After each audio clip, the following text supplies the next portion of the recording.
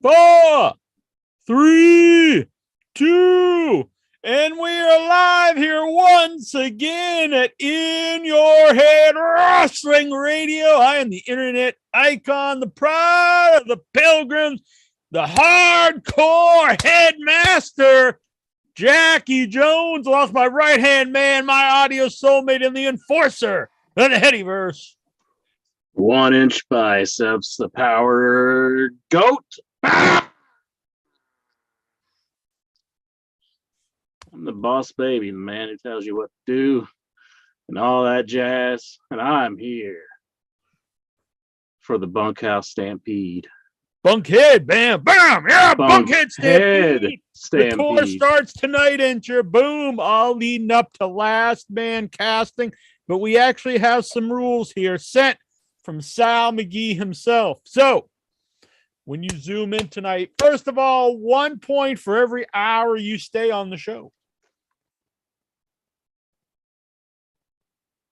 Once we take zoomers. From that, 2-point bonus if you stay till the end of the show and don't bitch out. 2-point bonus for dressing for the occasion. Come as you are.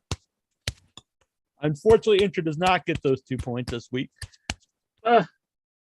What? I'm ready for battle.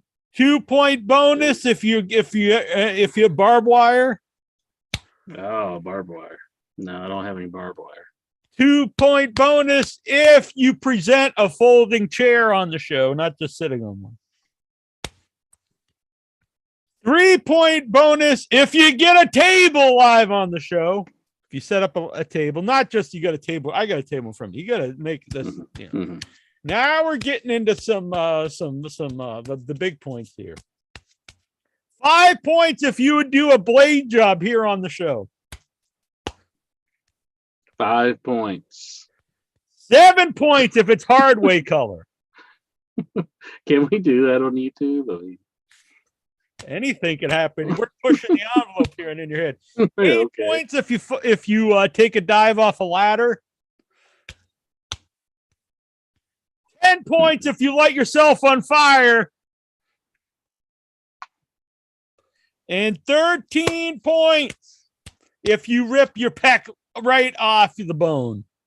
That's 13 points. Oh my goodness. Exactly. So if Cody was zooming in, he'd be fucking cleaning up.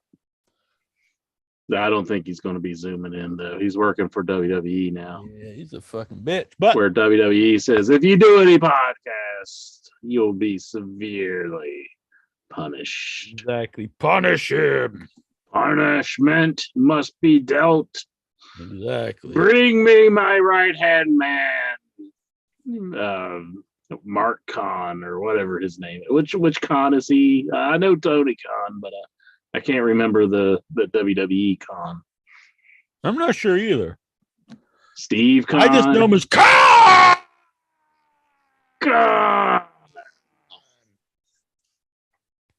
It was the anniversary of that movie the other day. It was? Yeah. Oh, awesome. 40th or something. Good Lord. Fucking old as bitch.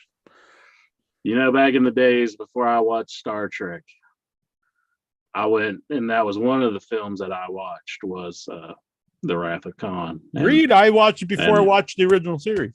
And when I watched that, I was like, oh my God, this is like a really good movie. I mean, I used to be of the opinion there's no way Star Trek could be as good as Star Wars.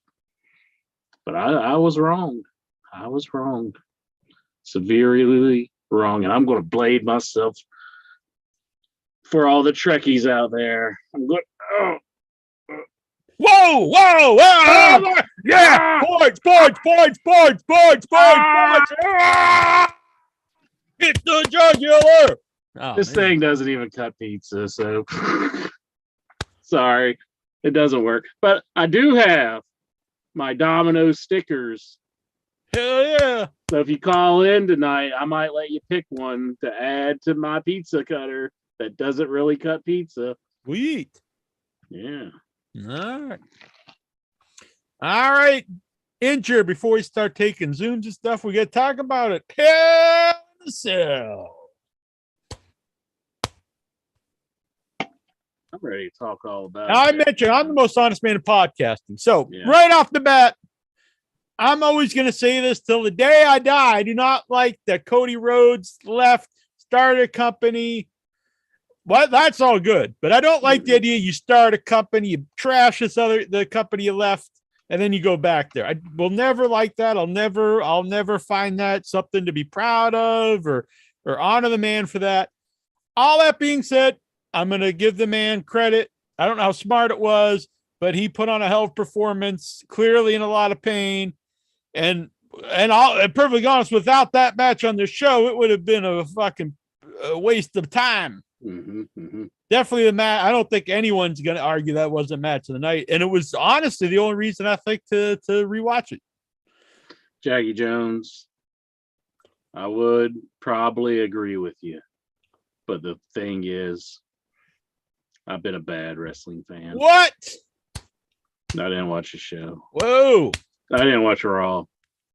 I didn't watch Raw either, but I didn't want to be. The thing is, I don't watch Raw because I don't want spoilers for the Stephen Butler's Raw report. I understand, and I am kind of looking forward to going into it with only knowing one thing that happened from Monday Night Raw because I did not watch it. But I am looking forward to the Toronto Stevie's Raw report. But so the only way that I think I could bring myself to forgive Cody Rhodes, if it's when the story comes out, if it sounds as bad as dropping and leaving to another, it's got to be really bad. It's got to be really bad. Like Tony Khan was like wanting to snort coke off of Brandy's ass or something like that. It's got to be really bad. Right? Yeah. I understand. Like, yeah, but I really doubt it. It is, but he was still like negotiating with him right up to the end of. I know he wanted to book the ROH, didn't he? I don't know if that might have been, but he still. I mean, he was on the show and stuff right up until the end. But if the story's so bad that I can say I can understand. But otherwise, unforgivable in my book. Unless it's a really bad story. And I don't even care if he makes it up. It's just got to be really bad. It's got to sound really bad. We'll have to take it to the round table, see if it's believable or not. I mean, it's got to be, because to start your own company with the whole thing is shit to me. You can't, he left the thing. He reinvented himself, badmouth W. Now you can leave and reinvent yourself and go back. People have done that. Drew McIntyre, Umaga back in the day. But he left and badmouthed the company his entire time out of it. Started a whole new company. And from what I understand, from what everyone agrees with, is he was the one that made that wanted AEW not only to be its own company, but he was the one who added all the stuff about taking shots at WWE. And so, like, that's all his idea. The other guys actually didn't want to do that. And then like your first chance back, you really use the company that you started for leverage to get a better deal to go back to the other company. It's pretty. I don't find this honorable at all. But as a performer, I've always liked Cody. I'm not going to say I don't think he's a good wrestler because I don't agree with that. I think he's a great wrestler. And the match, I don't think it was smart. I'm surprised they even let him do it. But it was very memorable and it was very emotional. It's kind of crazy. I'm not sure what's going through his mind to even do it. But so anyway, Hell in the Cell. It opened up Bianca Belair and Asuka and Becky Lynch three-way match. Now, first of all, a blanket statement. I don't watch the show, the WWE TV. So I have no idea about any of the builds to any of these matches. That being said, I couldn't care less about this show. I was like, who cares about any of these matches until in the main event I was curious about. Toronto Stevie, he is disrupt the force. What? He is in the chat room and he is saying OIB is going to have to do the Raw report solo. Whoa! What is this? Steven's trying to get out. This is the Bunkhead brawl here. Yeah, gotta show some balls, bitch. Steven, you need to do the Raw report. Raw report. Raw report. Raw report. Raw report. Do it. But, Jackie Jones, I'm so sorry I interrupted you. I just wanted to acknowledge that Steven needed a little bit of a pep talk here. I think he's going to be here for the Raw report. See, if I hit myself right here I read this in the Mick Foley book. If you hit yourself right in the brow right here, your knuckles, hard way blood. That's like the easiest part. Well, I think he said your tissue has to be like kind of prone to be soft there. Like if you've done it, if you've been busted open there before, it kind of happens. He says he's going to have to do the Raw report. So, okay, I apologize, Steve. I apologize. So that being said, but there are times, like in the past, I think the last pay-per-view, even WrestleMania, I went in not caring about it. And it surprised me. I enjoyed it a lot. So I go in. I don't care about this show. Maybe it'll shock me. Maybe it'll be great. So Bianca Belair, Asuka, Becky Lynch. This match was fine. I'm not really a big fan of three-way matches in WWE, especially because they usually have the same formula where two of the people wrestle and one person is out on a break and that kind of stuff. Yeah. That was what it was. All three try hard. I don't like that's like an insult nowadays. Try hard. You're so try hard. I don't know why it's an insult. I mean, I think it's good to try hard. I'm going to try, sort of. I would think that's more of an insult. Like, I would say Randy Orton has good matches without really trying. See, I think that's less honorable. Yeah. Like you're very talented, but you don't really try that hard. As opposed to someone Austin's very talented, but also tried really hard, put all his effort into it. So then he became a legend. I think Randy Orton will never quite reach that pinnacle. I'm sure if he listens, he doesn't give a shit. But I think he's a great wrestler, Randy Orton. But he isn't. He's not up on Hulk Hogan, John Cena. He's not epitome level. Yeah, could have been. I think talent wise, he has all the tools, but doesn't really necessarily put a lot of effort in. I don't think. But so anyway, this three-way match. It was the best thing on the show up until the main event. It was good. I don't like the Becky Lynch character. I don't understand the heels and this is like it's kind of like all baby faces in WWE just smile and all heels just dress funny. That's supposed to be huge heel heat. I don't get it. Yeah, the Becky Lynch character is just mind-boggling dumb. And considering what heights her popularity was like 2 years ago and to what it is now, it's like, good God, are they just trying to destroy her career by making her take this direction? I mean, maybe she's a fan of it.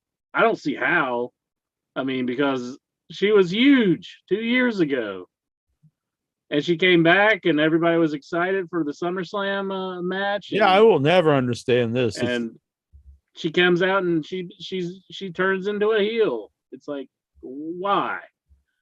It's like I just don't understand it at all. But whatever. I don't get it either.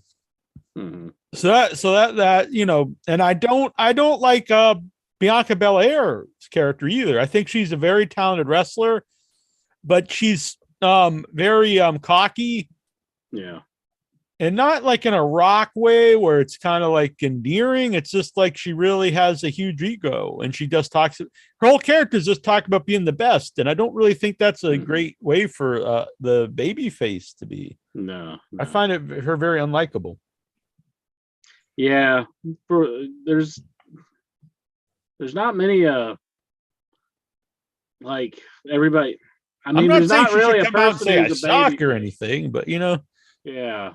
Who comes across like real just cocky, I mean, it's not a likable person. Her character doesn't work.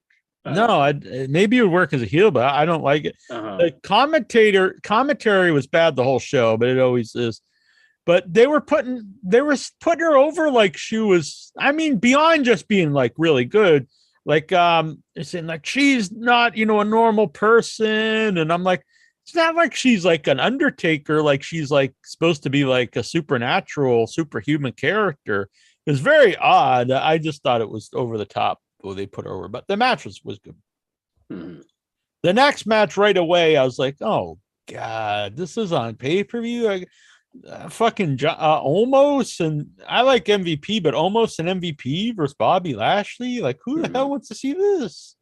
Did they do the Bobby Lashley intro where they're playing like the drums, like the boom, boom, boom, boom? If they did, I'll be honest, I didn't even notice. You didn't? Oh, you didn't? Well, I do like his introduction. Immediately after the first match, I lost interest in this show until the main event. Oh my! So this was a rough. This was just like watching a TV show. Like, this was not entertaining stuff. I can't believe that Steven Butler loves this Omos guy. He is pitiful. Is Steven Butler the biggest Omos fan? Yeah, he's a huge Omos fan. This guy sucks. Like, I've seen like just big guys who aren't particularly good. But this guy's the bottom of the barrel of those people. Yeah. Like, he's bad in every way, not good wrestler at all. But I can even overlook that if like he had a good like presence. Like, even Great Khali, until they made him into, for the first like few months, like at least he looked menacing, and that was kind of, and he actually did look. He had that kind of I hate to say unhuman, but he had that look like Andre, where he looked different. He wasn't just a tall guy, you know what I mean? He looked like a monster a lot. Like, he could barely move or anything.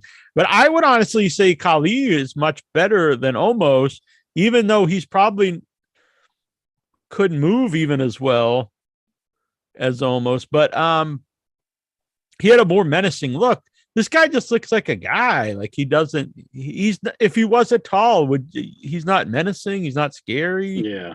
He's not intimidating. He's just this tall dude. Looks like he doesn't know what he's doing.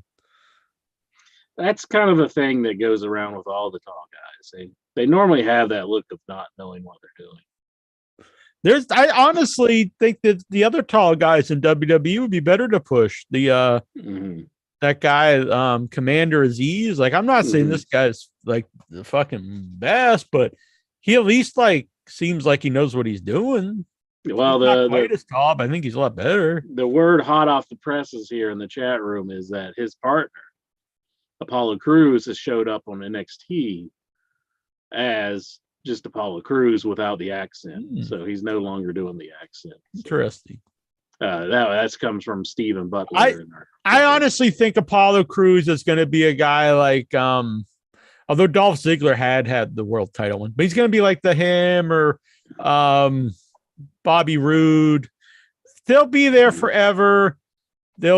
Every once in a while they'll get like a big push, but they're just going to be in the middle mix forever. Like, we need like a middle roster. Like, we need to do that for the show. Like, who's always just going to be? Yeah, it's just this mass of middle guy, and they just float around. They're interchangeable. Every once in a while, like, oh, this guy's getting a push, and no one in the world believes they're going to win the world title. Then they're right back into this group. Even if they do get the world title for like Kofi. Like, does anyone remember that? Is anyone ever going to think, oh, the great world champions? What did you think of this guy's run? What did you think of the Kofi Kingston run? Where would you? We should call it WWE Purgatory. You're just going to linger there. Yeah, you're just going to. You're not really going to go anywhere when you're there. You're just there. Yeah, just smiling. Just Dolph, Bobby Roode, Apollo Crews.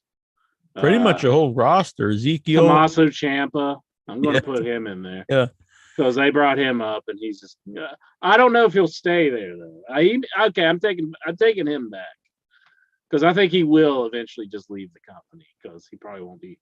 He doesn't. I mean, he's an older dude too. He's not even the one step above that's almost like that, like the Kevin Owens, Finn Balor groups. Like, they're like a level above these guys, where every once in a while they get like an actual kind of main event run, but they're still like just these guys that are just there. And I mean, look at Kevin Owens. He went from a main event, like the hottest thing on WrestleMania, to he's feuding with the fake brother of Ezekiel.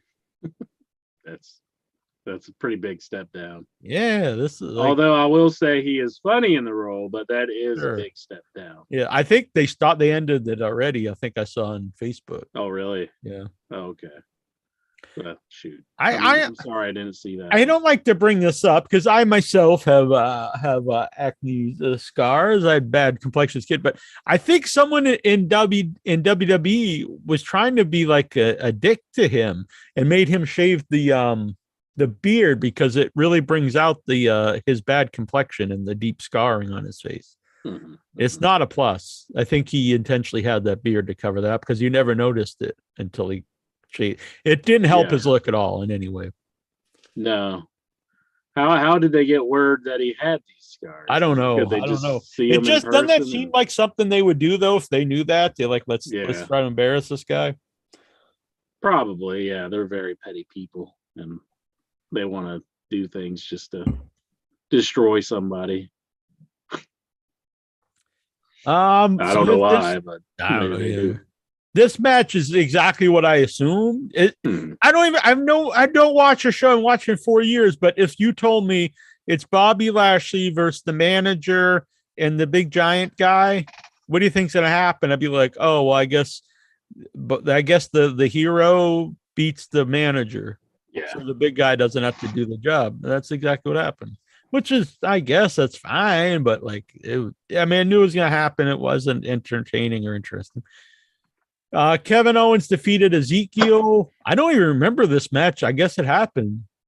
I was really zoned out of this pay-per-view. I didn't care about it at all.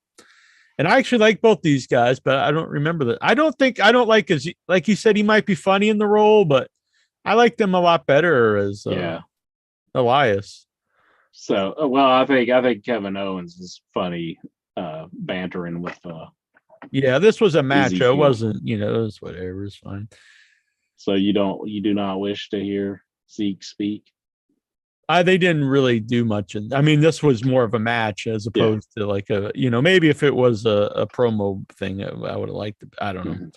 Mm-hmm. Judgment Day, which then I found out, they totally changed Judgment Day on Raw. Yeah, that's what I heard. That's the one thing I know about on Raw. So this is my first time seeing Judgment Day. And I've seen people compare it to the House of Black, and it really is. They come out, it's pretty much a House of Black. Mm-hmm. They don't have the face paint, but pretty much what it is. Edge looks better with the haircut, I think. Tyler S., he wants to know, is this the American Badass, Jackie Jones? Boom! I am American Badass! Yeah! Gotta have an Eddie Gilbert look there. What? Didn't Eddie Gilbert wear a headband like that sometimes? All had glasses back in the 80s. Yeah. That was the thing to do. I'm gonna start. I think it's a good look. I might start doing it. What do you think? Do it.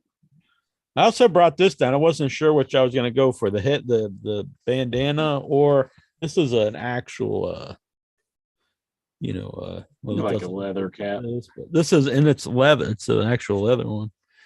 But I think you should have went with that one. You can kind of do both. Both don't kind of work. It's all month long, baby. Maybe we'll do that next week. I probably should. That's a little spoiler for next week. I'm gonna dress all in leather next week. It's gonna be a good time. Jack, are you my turbo lover?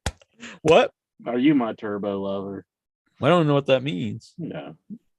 Nice. Is this like an Neo Geo reference or something? No.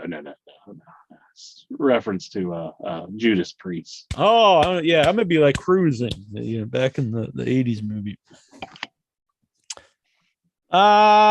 Judgment Day versus AJ Styles, Finn Balor, and Liv Morgan. I'm not a big fan of intergender matches. I always think they're kind of weird too when they're the mixed tag where you have to just tag out, if the women kind of ruins the hot tag and stuff, because like they get the hot tag and then they just have to tag out then because I'm not really a big fan of these. It might have been great. I don't know. I'll be honest, I didn't pay attention.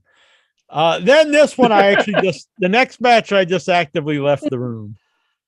You just left the room and said, You set like the flamingo that drinks the water whenever you tilt it. You're like, you give me the report now. Yeah, I'm sorry for this review. It's not a in-depth review because I didn't care about. I'm sorry, but the next one was Mad. There's no way I would have bought this back in the day. You're like, Itcher's got this one.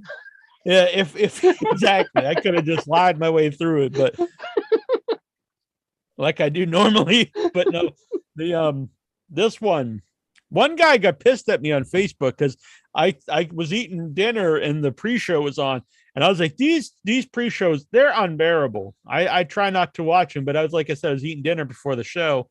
I thought maybe they have a match or something, but they didn't. It was those round tables, and those are just god awful. And so this guy Furman, he went ape shit on me. He's like, "What's unbearable is AEW," and I was like, "What?" And he's like, "Oh, I couldn't." I was like, "Well, it really is hard for me to understand like how somebody could watch a WWE show and then watch an AEW show and be like, well, AEW sucks." Yeah, it was weird because I didn't even bring up AEW, which I try not to do. I'm watching this show. I just said this was bad. When I'm watching AEW, I don't say, "Oh man, this blows," whatever. But when I don't know. I think it's just you kind of being a dick. Like come on. Anybody in their right mind thinks that the WWE pre-show roundtables are better than the AEW pay-per-view matches? Come on. I'd have to really question your sanity at that point. Does AEW even have a pre-show thing that they do? I don't. They do. They show. It was actually decent because they showed some video things, which I think they actually should do more. Building towards the matches. Yeah. Okay. But the actual thing, and he's like, "Thank God this won't be 6 hours." And I was thinking, yeah, thank God it won't be, because good Lord, the 3 hours, whatever it was torture enough. Yeah, I've heard people badmouth AEW, and it just doesn't really compute to me. I'm just like, are you not watching WWE? I mean, yeah, I mean, I could see where you would have problems with the program, sure, or you don't like any wrestling currently, I guess. But like, God, if you compare it to WWE, it's like night and day to me. I agree 100%. I just don't understand it. It's way easier to get through an AEW show. I mean, you actually find. I watched a 6-hour show the week before, and I enjoyed the whole thing. And this show, about an hour and a half in, I'd stop watching it. And I'm not trying to compare the two, but just the way it's honest. That's what it's just the truth. Yeah. So it was. There's no way I would have bought this like back if you still had to buy these shows. Mm-hmm. No way. And that's even just going in because I had no interest. But anyway, not trying to badmouth anybody who likes WWE, but it just doesn't compute to me. I mean, what is this? See, Lexar. I mean, I like Lexar, but this doesn't even make any sense. WWE roundtables are better than AEW fan-made podcasts. Well, what kind of comparison is that? Produced first of all, I don't think they probably are. It would be a really terrible podcast if it was worse than those. But the a produced program by $1 billion company is better than a fan made podcast that costs like $2. I mean, what kind of comparison is that? Yeah. And they can use footage. They can use the clips from other WWE libraries. I'd probably rather watch a podcast. Honestly, I find those unbearable. But people like it, they don't even make those roundtables anymore, do they? I mean, like I know they do the Austin podcast, the Broken Skull thing, and they did have Jeff Jarrett on one recently. And I was kind of curious to watch that because I don't think Austin and Jarrett liked each other for a long time. I guess they're getting along fine now, but I am going to have to watch that one because I think that would be pretty interesting. I just thought of it now. So Madcap Moss, I was like, oh God, nothing against that guy, but his happy Corbin comes out, and I was like, I don't want to watch this. So I went in my room and I started adding some shows to TikTok, some classic interview clips. It's like, I don't want to watch this. Probably a better use of your time. Yeah, I saw that guy for years, I couldn't stand him. He was one of the main reasons I quit watching WWE. Like I'd see guys I really like Rusev, and they'll get buried, and they keep Baron Corbin guy forever.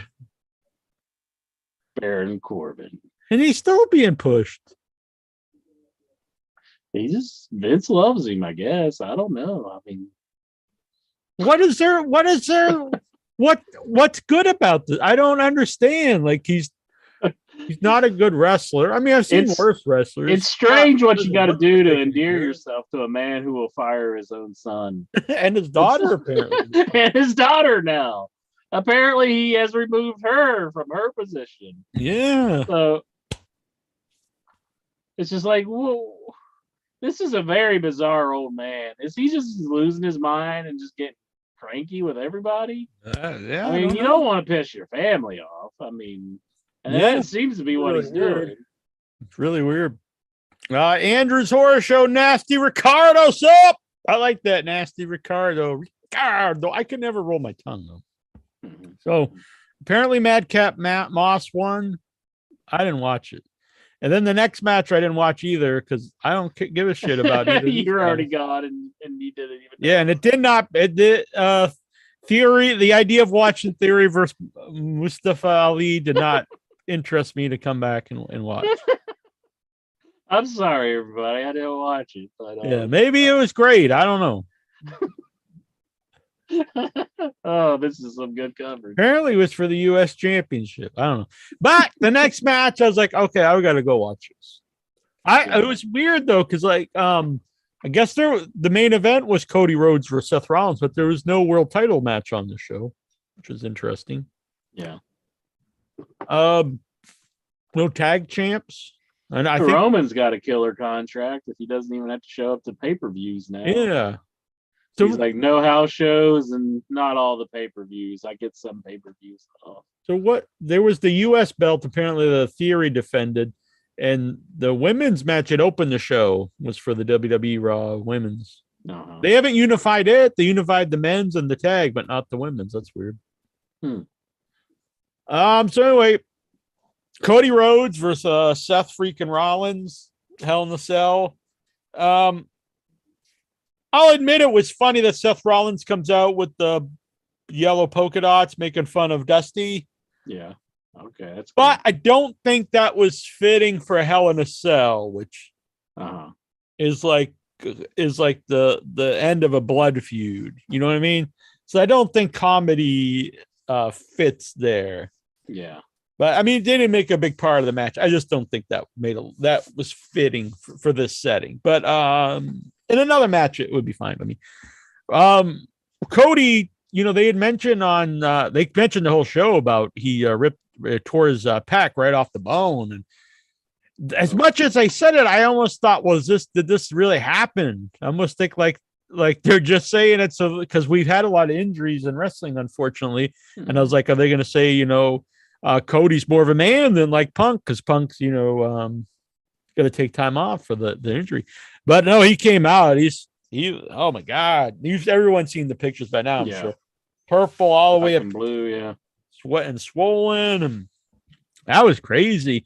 And I'll be honest, watching that match, it made me cringe every time he took any kind of bump or did anything. Because I was like, that's gotta, not even if he didn't even hit that side, it's gotta be painful. I think it'd be painful just walking, never mind, taking bumps and stuff. So that was crazy. Respect for that, I guess, but also I don't know the wisdom of that, because I think I saw some people say we can't tear it even more because it's ripped off the bone, but you can always hurt yourself worse, especially if you're, this side's hurt, so now I got to use this side more. You're probably gonna more likely. Yeah, I wouldn't want to put that theory to the test. I can't hurt myself any worse. Yeah, I don't think that's like any doctor out there saying that. Yeah, you can't really hurt yourself worse. Go ahead and go on out. Right.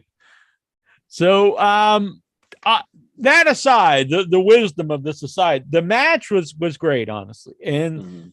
Oddly enough, the injury really added to the match, because that was the whole story, was him overcoming this crazy injury to win the match. And I don't know if it would have been the same without that injury. So I have to put this out. I've said before, I don't like about Cody leaving AEW when he started the company, going back to company trash. But this was great. If it's if I didn't know all that, I'd just be like, wow, this is awesome. But it was an awesome match.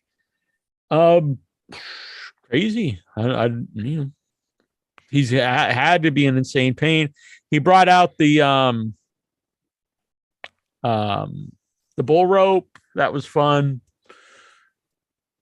It was just a wild match. Apparently they had something planned originally where they were going to go up to the top of the cage, but I guess, they thought better of that. Like, you had enough to do with to climb the whole freaking cage.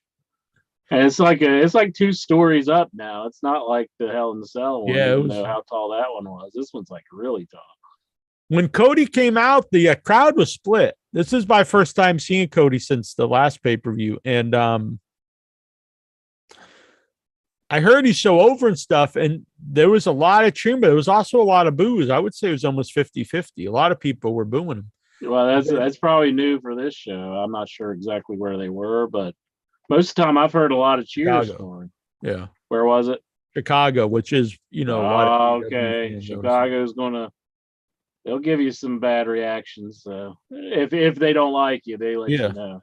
And then throughout the match, it kind of went back, and some people were really cheering Rollins a few times when he was beating up Cody.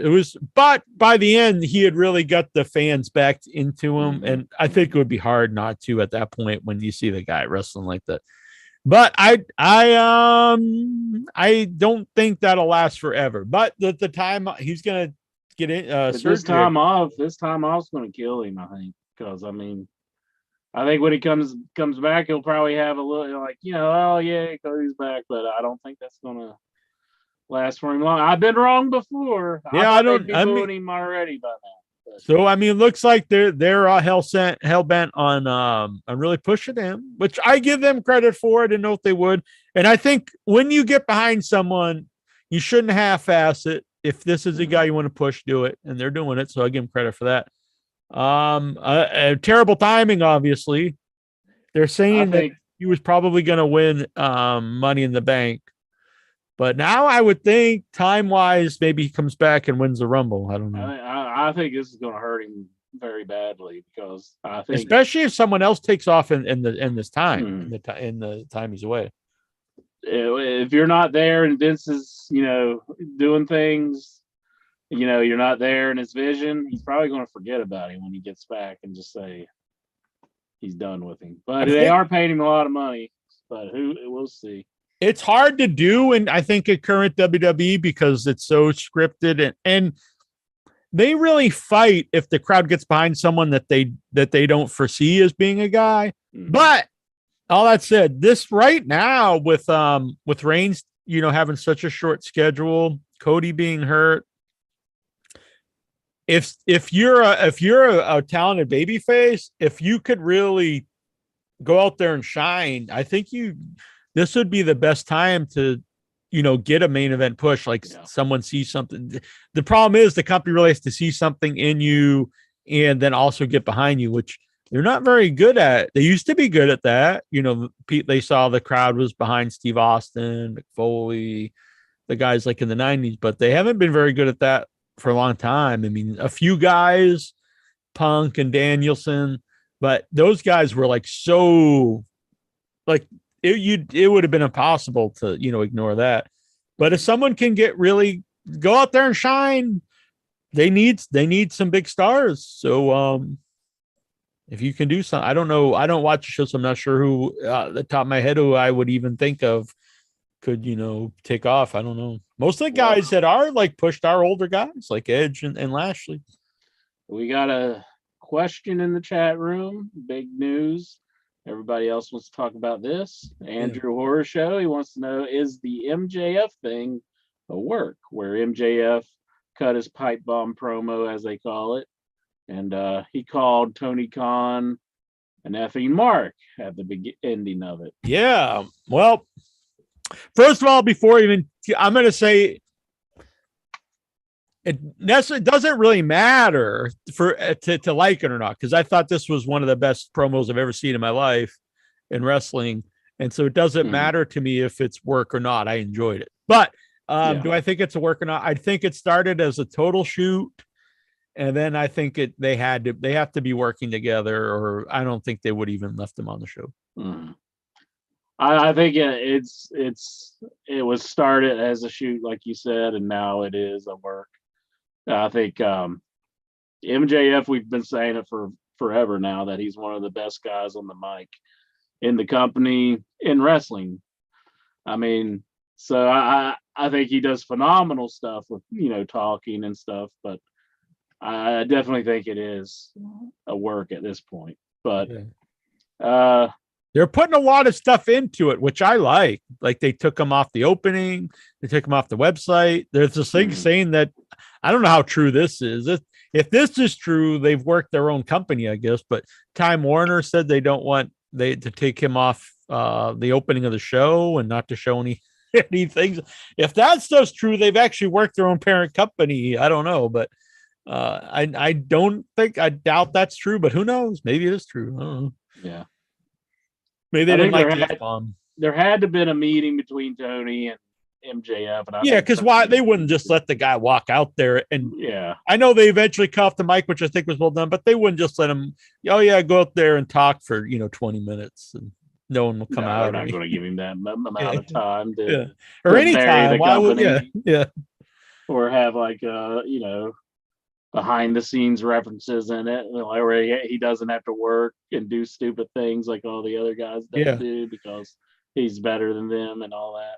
I loved it. There are things I think you shouldn't necessarily say on the wrestling, like about other guys. You don't like me because I don't drop people on their head. That insinuates that wrestling isn't real, and we know it isn't. But I don't like that kind of stuff in the promo when the guy's saying it. You know what I mean? It's kind of a nitpicky thing, but overall, like I thought this was off the charts. Like I was like, good Lord, this can be one of the most memorable segments I've ever seen in wrestling. Yeah, definitely. I also do think that one bad thing too is he just came out looking totally fine after they did such a good job of putting Wardlow over and having him stretch it out and taking the 10 power bombs. I don't know if it's a good thing, and I heard Dave Meltzer talking about this with Bryan Alvarez, that it's not a good thing to be burying the guy who's running the company. Yeah, or the company itself. Yeah, or burying the company, because that can kind of turn the fans on the company people, So I don't just turn the fans on the company itself. You don't want fans thinking the company, because that's a big thing that's got going for it is people. I think when people talk about ECW, they overlook a lot of things. They just look at it as people liked it because it was hardcore and they had the blood. But to me, the real that was definitely there. Don't get me wrong, but the thing is, people were emotionally invested in all the wrestlers and the company itself to do well. Like when they led up to Barely Legal, what made that so emotional was everyone in the crowd, they wanted the company itself to succeed and get on pay-per-view. And even till this day, you see if any of the old ECW guys come out, the fans chant ECW, it's because they still have that emotional attachments to the guy. And I think AEW has that to a big degree, is the people who have followed it since the beginning, or even before AEW, who were into the Bucks and Omega and all the guys that started, is they want the company to do well. And so you don't want to ruin that. You don't want people to think the company is a joke. Because then, like, what happens if you do lose MJF? Then, like, you're left with just a joke company. And he is, like, I know he's trying to be a heel right now, but when you start doing promos like that, you're not a heel. He got cheered. He got cheered. He part of that was pretty amazing. Is he is like I like a lot of the guys there, Darby Allin, all these, but he is like a very special talent. Like he does, like he said, he makes you feel, which not, that's hard to do. So he's a guy I don't think you want to lose. I think he'd be more hurtful to the company in the long run leaving than Cody, honestly, because I think he's a guy you can really build around. But so to be this hated guy and then to get the crowd chanting or cheering for you, that's pretty amazing.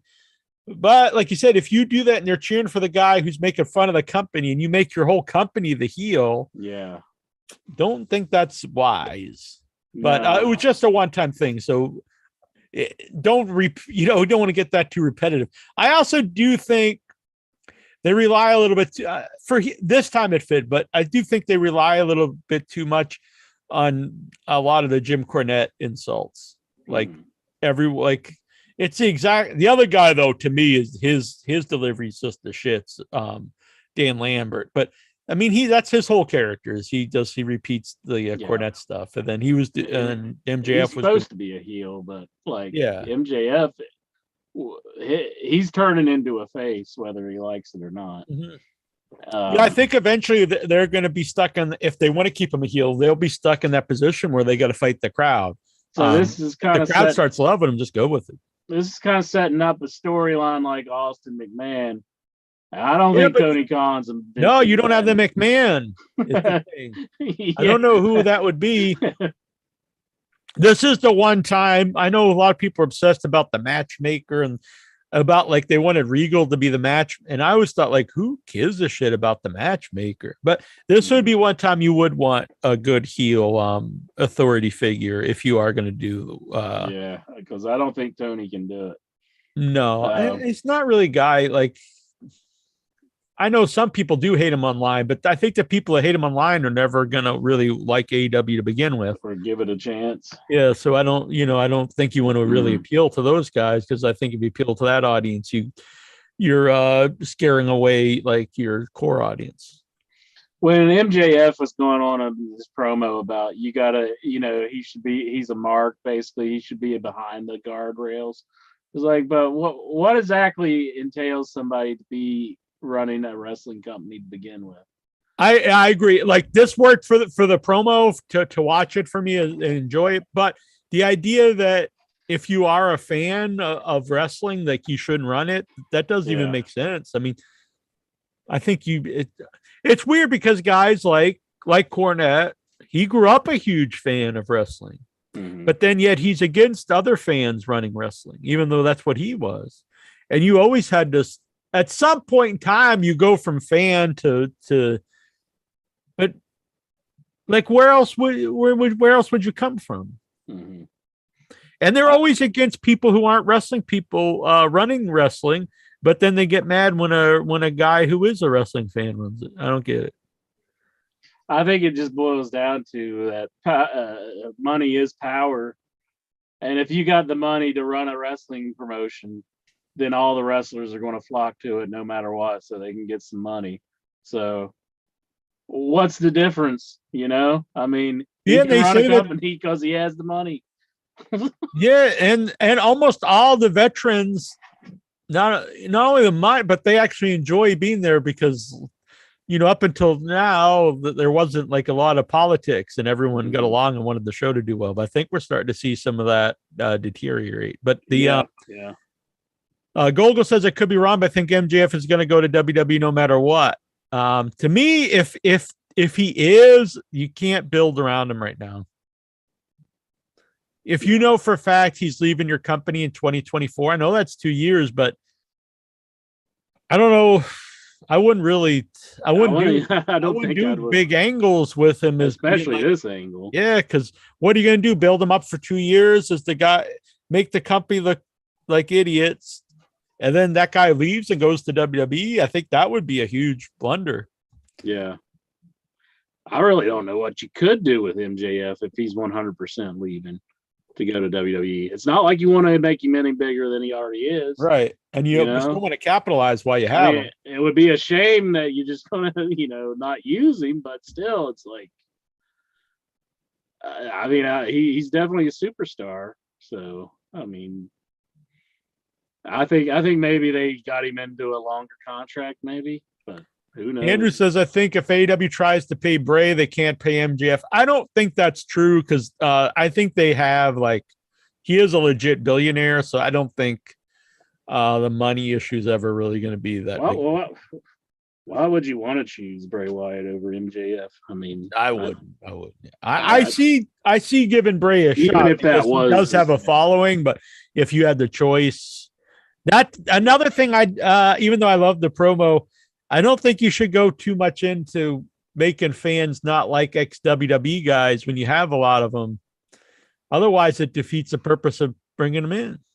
Mm-hmm. You don't want fans booing Punk and Daniel Bryan or Moxley or Jericho or any of your former Miro.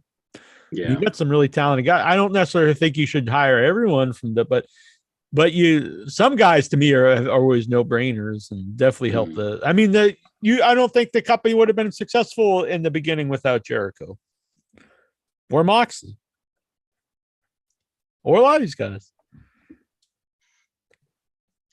Well, the other big thing in wrestling, and I'm pretty sad that this has happened, but CM Punk, he's going to have to go off to have surgery. Yeah, on his leg, broken leg.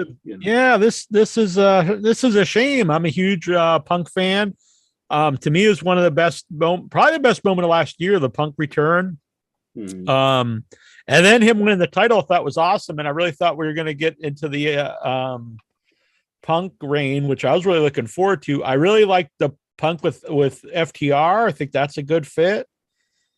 And then, unfortunately gets injured. The thing is, now you're forced to. I'm not a fan of interim champions either. I think it'd be better if he did just relinquish the title, and you had a tournament or whatever you're gonna do for the new champion, and then as soon as he comes back, he's the first challenger. I think that makes sense. Yeah, the interim idea is just awful.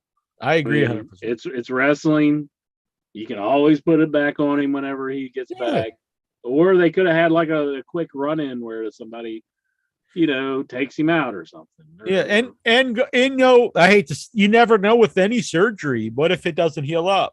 Then you have to take the belt off him anyway. So, yeah, that's true too. So, I'm not a fan of this. I haven't seen Rampage. So I didn't see a speech about, having to leave. Oh, it was very emotional. It was very good. Mm-hmm. It was a little confusing though with the commentary because I think Jericho just said he was relinquishing the title, but he had just said he wasn't. And even my mom was watching it and she thought they meant he was giving up the title, but I was like, I don't think that's what he said. It was confusing. And then I had to read about it on the internet to really clarify what they're saying.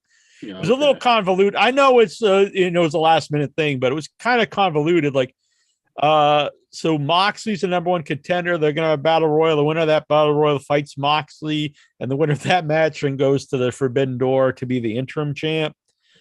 I personally would rather just see a tournament, and then the winner of the tournament fights for become the new champ.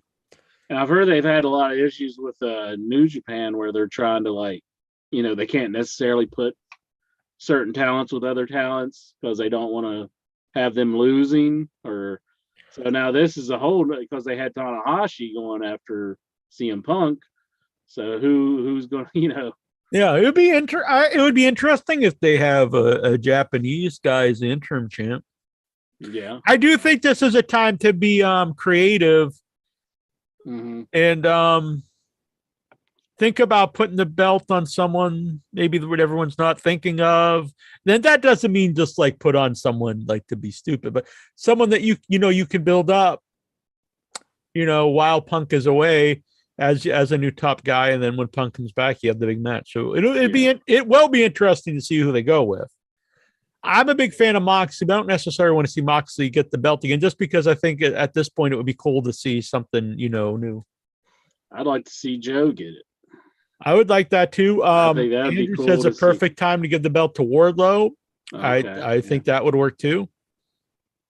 Especially if he was champ with fairly quick matches, just beating people with the power bombs. That works for me. I think Joe would be cool just because of their previous ROH feud. I mean, kind of put over ROH, and then he's a great wrestler. When Punk gets back, I mean, it's Joe versus Punk. Yeah, another time. I know Daniel Bryan's hurt, so I don't know if he's not going to be out for a while. That's sad too. But I mean, that's another guy I would like to see as champ. Punk versus Daniel Bryan would be big too.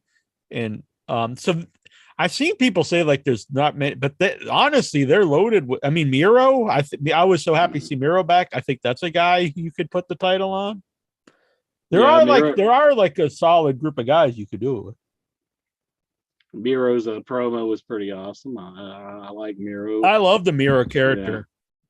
Yeah. I was really happy to see him back. He's honestly one of my favorites. Mm-hmm. I assume we're going to see Lana in. I actually thought Dynamite was Dynamite. The show was pretty awesome. Yeah, it was a good show. Either relinquish the title or wait until Punk is held. I think we're in agreement with you there, Golgo, but we're just trying to think of scenarios because this seems to be the route that they're going down. Andrew says I would not be against that either. Darby Allin reign. I'm a big fan of Darby Allin. Mm-hmm. That one would be out of the box, I think. Oh, I was shocked how he lost to Kyle I was O'Reilly, too, wasn't it? Yeah. I was like, what? To me, that was really the wrong guy going over. Yeah. Kyle's gonna have to do something to. I mean, his wrestling's good, but his freaking mic skills are just. Yeah, awful. I think I don't think he has it to be a singles guy. He's a good wrestler, but you just can't really build around him, in my opinion. But he's a perfect tag team. Bobby Fish. Yeah. Or tag Red or trios if they do. I do think the AEW is a perfect place for the trios belt. Mm-hmm. So it'll be interesting what they do. I know they're put in a bad place, but sometimes when you're put in a bad place, you find a creative way to get out of it. Yeah, for sure. See, I don't. Gogo says about Daniel Bryan losing steam. I actually really like him. I like the group. To me, you can't push everyone as a main event singles guy at the same time. You just can't do it. So while he's not in the title picture, he's in this group, which I think works. Anthony Uberstar, he wants to see the title on Dan Lambert. No. Andrew Horror Show, he says, call me crazy, but it upsets me to see Darby lose. So no, we're in agreement with you. Yeah, I don't think he should be losing as much. I mean, he's one of their homegrown talent, and they should probably protect him a little bit more because he has lost a couple of matches here and there. Got my athletic tape here. I see it. You're ready to bunkhead brawl. I'm just wondering about when it's time to take this off. So it's going to rip all my hair off here. Oh, come on, Toads. Oh, come on. You're tough guy tonight. Don't be worried about tough guy tonight. Tough guy every night, bitch. All right, Andrew. But yeah, it is here. It is, even though it's a bad situation. It is interesting what happens. Mm-hmm. What are you saying, Andrew? Sorry. Lance here in the chat room. He says last night's Raw main event was absolute rubbish. So.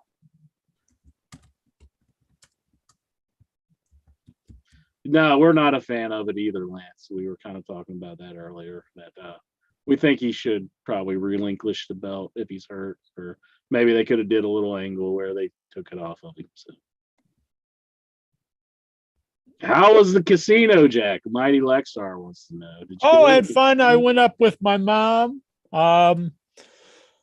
We took the bus up to Boston, went to the casino. It was funny because I was like, I'm going to have to call Intra and tell him I'm going to miss the show tonight. And she's like, what are you talking about? I'm like, we're not going to get back in time. She's like, it's Monday. I was like, oh, yeah. Oh, yeah. Somebody did ask me. I believe it was Tyler Stevens. He was like, is the show tonight? I was like, no, it's Monday. He's like, Jack's got the questions up. And I was like, maybe he just wanted to get a head start. Yeah, I did think about coming back but I don't know why. But it didn't matter. It's fine, yeah. But I had a good time. Yeah, the casino's fun. I didn't lose a lot, but I didn't come home ahead. But I spent the whole day and had meals and stuff. It was good. The only problem, we go to Encore Casino, which is really nice. But besides their food court, their restaurants are insanely expensive. So we always eat at the food court. You got to win just to eat at the. Yeah, I mean they're really nuts. They have the one is a steakhouse, but they have the special, the Surf and Turf special for $250. That's the special. Oh, I was like, come on. And then they just opened a new it's like the something basically like a pub. like, sandwiches and stuff. So I was looking at the menu. It's like, maybe we go here sometime. An order of onion rings is $17. Onion rings. A pretzel, $17. the big pretzel for appetizer with like cheese to dip was $28. I was like, come on, dude. Oh my Lord. Stupid. A salad with grilled chicken was $30. I was like, listen, just, that's insane. It cost you, like, by the time it was probably cost you like $100 for two, just to have like stuff you could eat at like any pub, yeah, it's great. I don't, we were looking everything. It was, they have an Asian place, a Chinese place, same thing. Like, I think the General Gauss chicken was $28 or something. And that doesn't even come with rice or anything. It was just insane. Bruce Briscoe says inflation. No, it's not inflation prices, because the other places are normal. It's just, I don't know. Casino prices. Yeah, but I've been to other casino. We go to a sit down restaurant. This other casino, just that casino itself, it's nice, but they're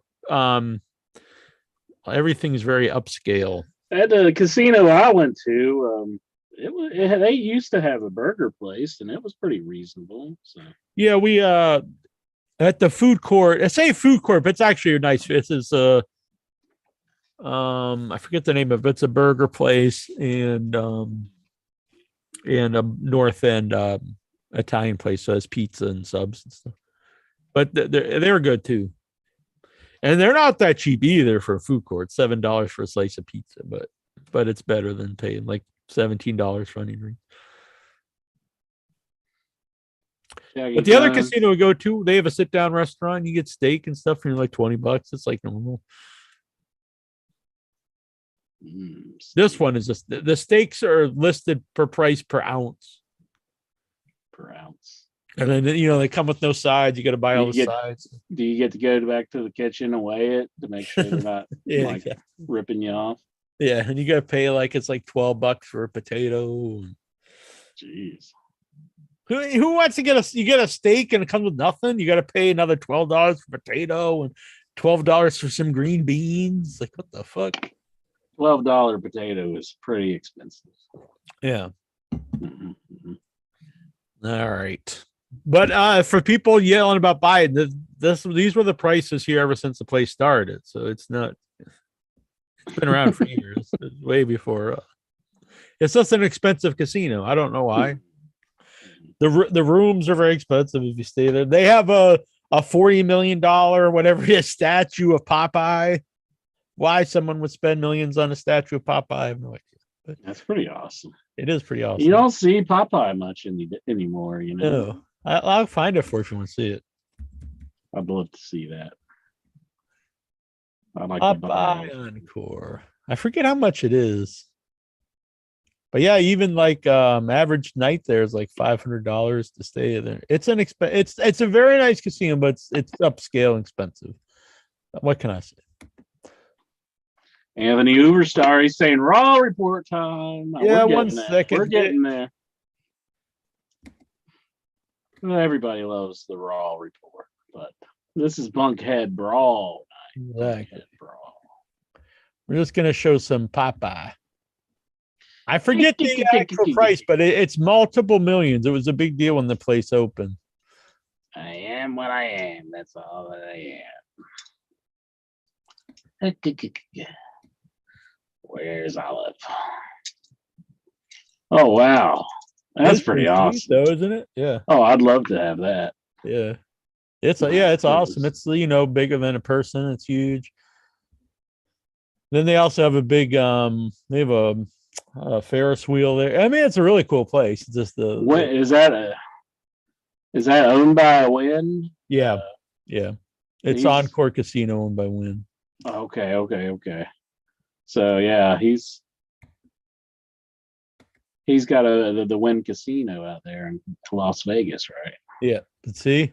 That's pretty sweet. If they ever want to get rid of it for free, right, I'm your man. I'm gonna look this up. Cost. I know it's multi-millions, but I'm not sure. $28 million. Now look, that's really cool. But I think you can find better uses for $28 million than a big giant Popeye. I think that's how much the Andre the Giant trophy cost, and Really? Baron Corbin busted it up on Holy shit. SmackDown. Damn. Yeah, it's like, damn, why are you busting that up, Baron Corbin? No wonder Madcap's so mad at him. That's what this feud's about, Jack. I know you can't bear to watch it. It's all about the Andre the Giant Battle Royal trophy. So, intro, you and I just picked up a point. We're here an hour. Damn, 1 hour. Yeah. So we get a point just for doing the pre-show. Yeah, what the show. fuck? Yeah, Of I the got show, 2 points but- for dressing up. Mm-hmm. Intro did not get the bonus for that. But we have Goosey. Goosey was the first name I saw. I am giving him the honor of picking one of these stickers. You want to pick a sticker for the pizza cutter? Ooh, I'd say the blue one in the lower left-hand corner with the big circle. This one? Yes, sir. I don't even know what the hell that is. I think it's supposed to be like a Domino's shirt. Like, Oh, what it's is like a- that? Yeah. Like, I is have that no like an idea. apron? Okay, I'll put it on there. It's like an apron or something. I don't Yeah. know. All right, let's see. Where do you want it? Let me get it up here. I think we put it right on the hand. Like right here. Yes, Oh, sir. Wait a minute. I'm getting a phone call. Hold on a second. Hello? Hey, yes, Mr. McGee. Sal McGee. What? What? There it is. Well, I thought. Bam. Bill Dang. Okay, dude. I'm sorry. I'll let everyone know. Yes, I understand.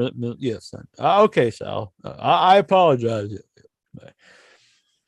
All right. So I just heard from Sal McGee Uh-huh. that the following points have been stricken. We can no longer ask people to do a blade job on the show. Oh. No more hardway color. These are all up. Can't fall off a ladder. That's not OSHA regulation. Definitely no lighting yourself on fire, and no intentionally pulling muscles off the bones. He even had But his pizza cutter. You can out. dress He- up cool. You he can was dress about the up. blade But- first. Can you drink from the piss jug? Oh, man. Did you see that dude, didn't you? He drank from the piss jug. This the shirtless dude at the GCW show holding a piss jug. I've seen the shirtless guy. That had to have been a piss jug, right? That Oh, wasn't like geez. beer in a bottle. So Jonathan, I thought maybe hopefully it was apple juice, but it did look like piss. No. So Jonathan Jackson is getting the 2 bonus points. Yeah. Building. Boom. I love it. Yeah. And what do you think? I need a judgment call here, Incher. Steven, is he getting bonus points? He's got sunglasses, maybe 1 bonus point. Give him a point for that. Yeah.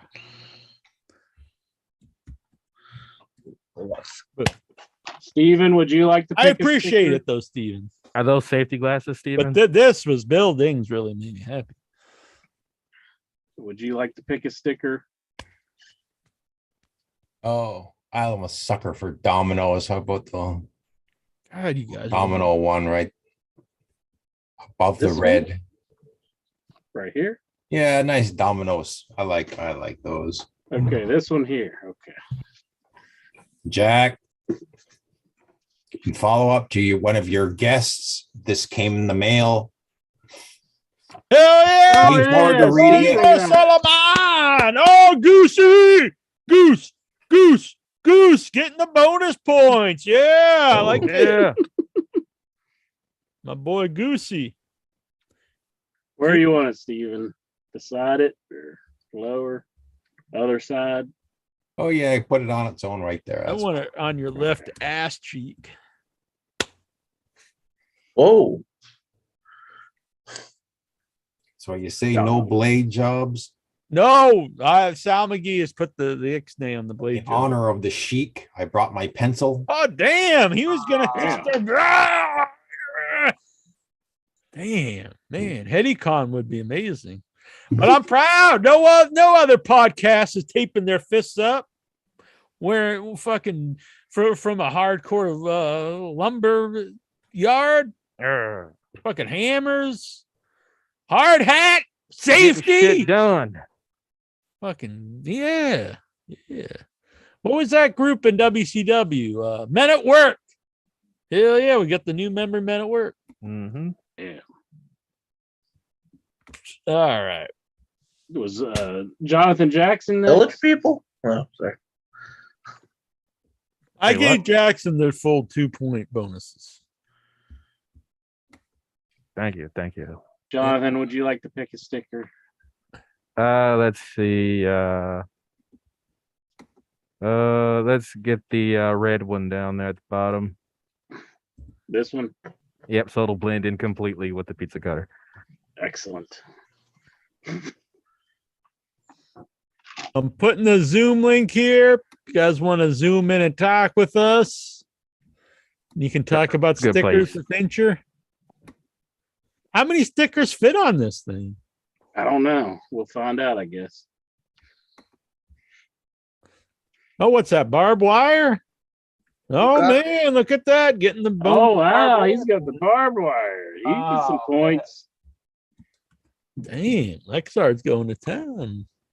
There you go. Can barely see it.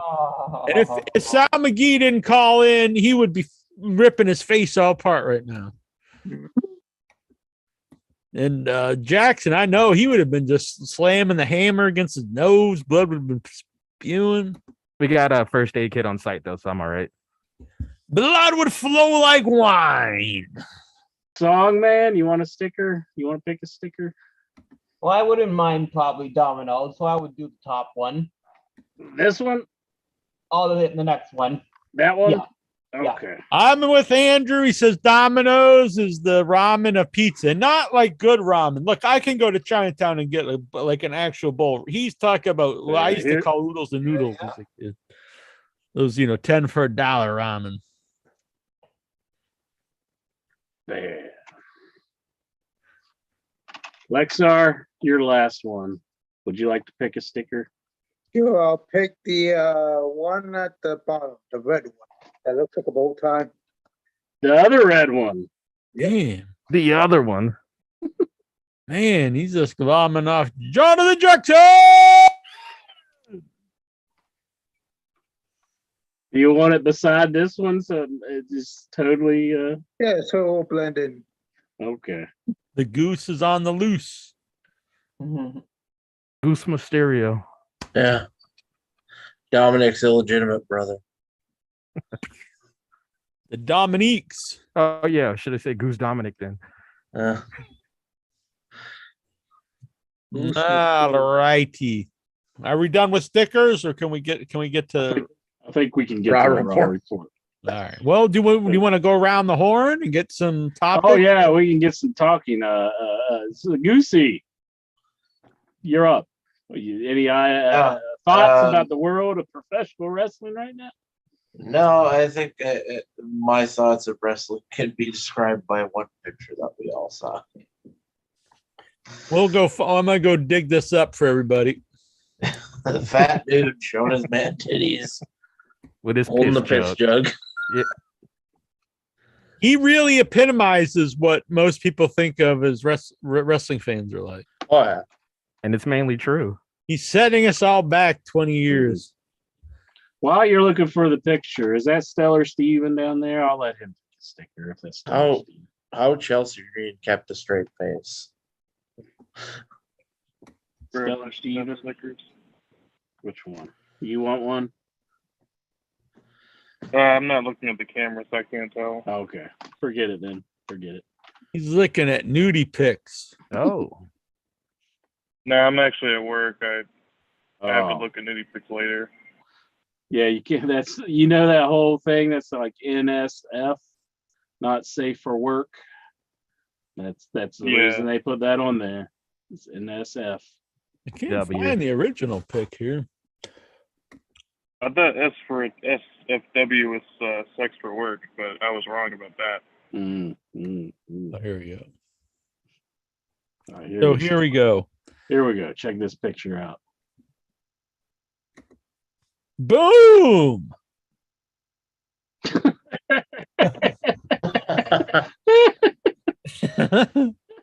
Looks like a typical WWE audience.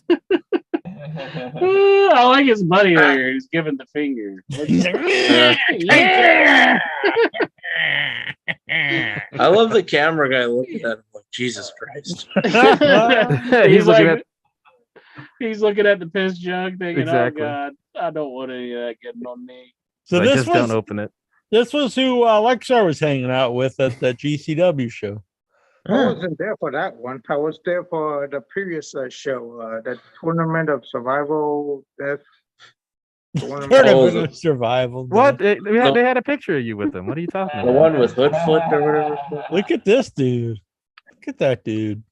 I saw him.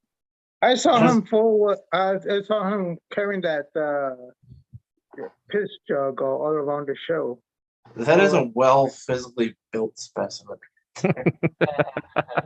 Like, Yeah, I need to exercise to look at him. apparently they don't have like the mandate to not bring any outside drinks. I mean, Oh, It's not like it's alcoholic. Yeah, might be a little tart, but it ain't alcohol. I mean, if it is piss, I mean, is that like a medical thing? He needs his piss jug or something? Like, oh man. Can you imagine being in a Here wrestling we show go. looking over at some dude? Oh, look. There's Lexar right there. Oh, Get- what the hell? Oh, Lexar, look at what you're doing. He's got the distraction over here by Piss Drug McGee. So you got what's this guy's name? Zach Java Ryder. Cardona. Checking his out. And boom, Lexar. She's like, whoa. Lexar and Chelsea Creek. Look at that. He's got the classic distraction. I like it. I like it, Lexar. We don't condone such things. So. Can you imagine being at a wrestling show and looking over and some dude's just like lifting up his stomach to try and squeeze this fucking There was little it. mini There was hard dick Lexar into a at the, fucking piss ball. Lexar at the wrestling show.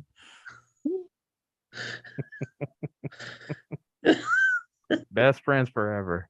Yeah. Looks like you guys really look. You look really thrilled. I was. He's happy to be taking a picture with Lexar. He's like, finally. Yeah, he's I'm all not my excited. friend, That's cool. It's like Eddie Legend. Actually, after my whole ordeal with the hotel and everything, I was pretty exhausted.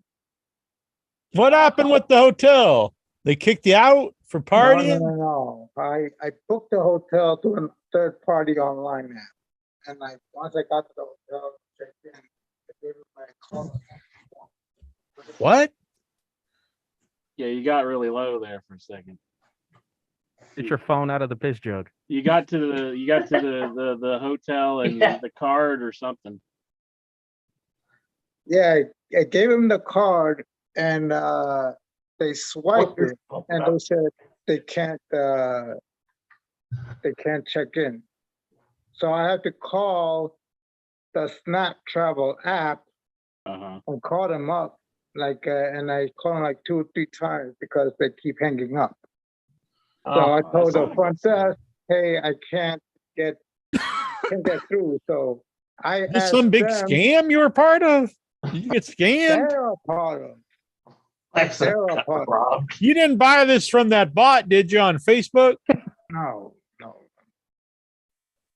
Like, So hey, anyway, once I got through the Snap Travel app on their phone, I told them my whole deal refund. So they had to contact the hotel and then contact me to get a refund. So maybe next week I'll get my full refund. Damn. wow. So what did you do? Did you just like sleep out in the alley? Oh. That show was an afternoon show. I thought it was going to be last all night. But they had the Deathmatch Hall of Fame on the same day at 9 p.m. So they had that Deathmatch show at 4 p.m. afternoon. So when it ended, immediately got out. Yeah, took my bag and got out.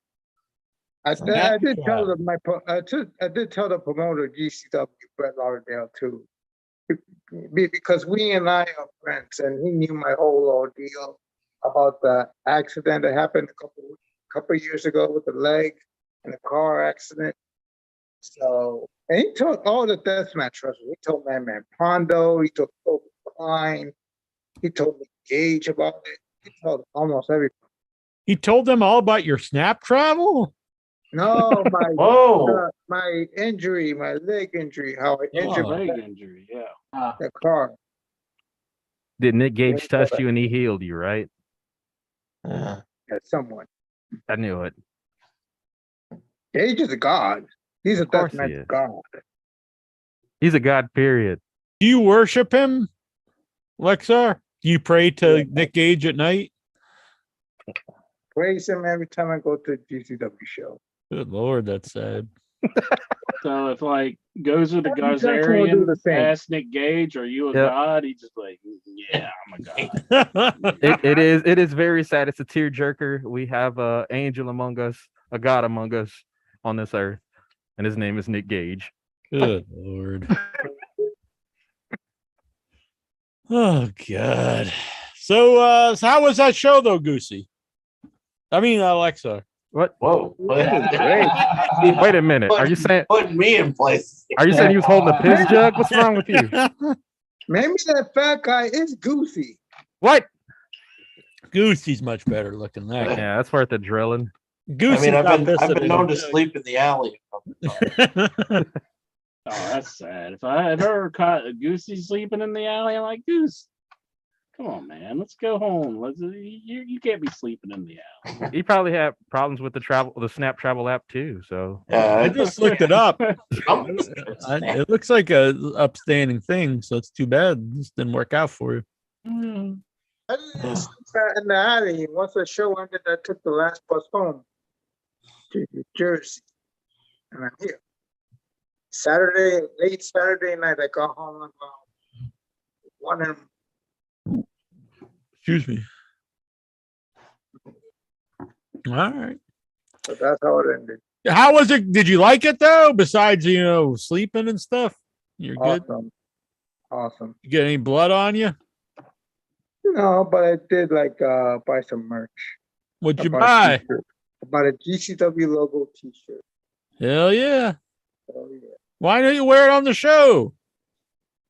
Because you don't watch GCW anyway. Here's a nice image. I don't think that's true. I think I've put GCW over in the past. You did? Oh yeah, you did buy the pay-per-view in January. Yeah, bitch. Yeah, but did you watch their show over the weekend on Saturday? Was it even on TV? It's on internet pay-per-view. I wasn't home. Oh please! I wasn't. I was up in Boston. I was in Beantown. You were in Beantown the other day. I go to Boston a lot. Oh, please. He likes the beans. I do. I hung out. I actually know Saturday I saw multiple movies in Boston. Had a good time. What? Bob's Burgers. Yeah, I did. I saw Bob's Burgers. I saw Crimes of the Future and the new Cronenberg. He was eating beans. He was eating beans. I didn't actually have any beans. Sorry, I had pizza and I forget what else I had. Very good time. Building. What's on your mind? A whole lot of construction, a whole lot of hard work. Listen, You're always working hard. I don't want to call him hard work Bobby Walker. That's not a good. I don't know who that is, but yeah, he's don't in call prison me that. still, isn't he? I don't know. Or was that Hard Body Harrison? I'm sorry. That's Hard Body Harrison. I think Hard Work's probably doing well. Let's get him on the show.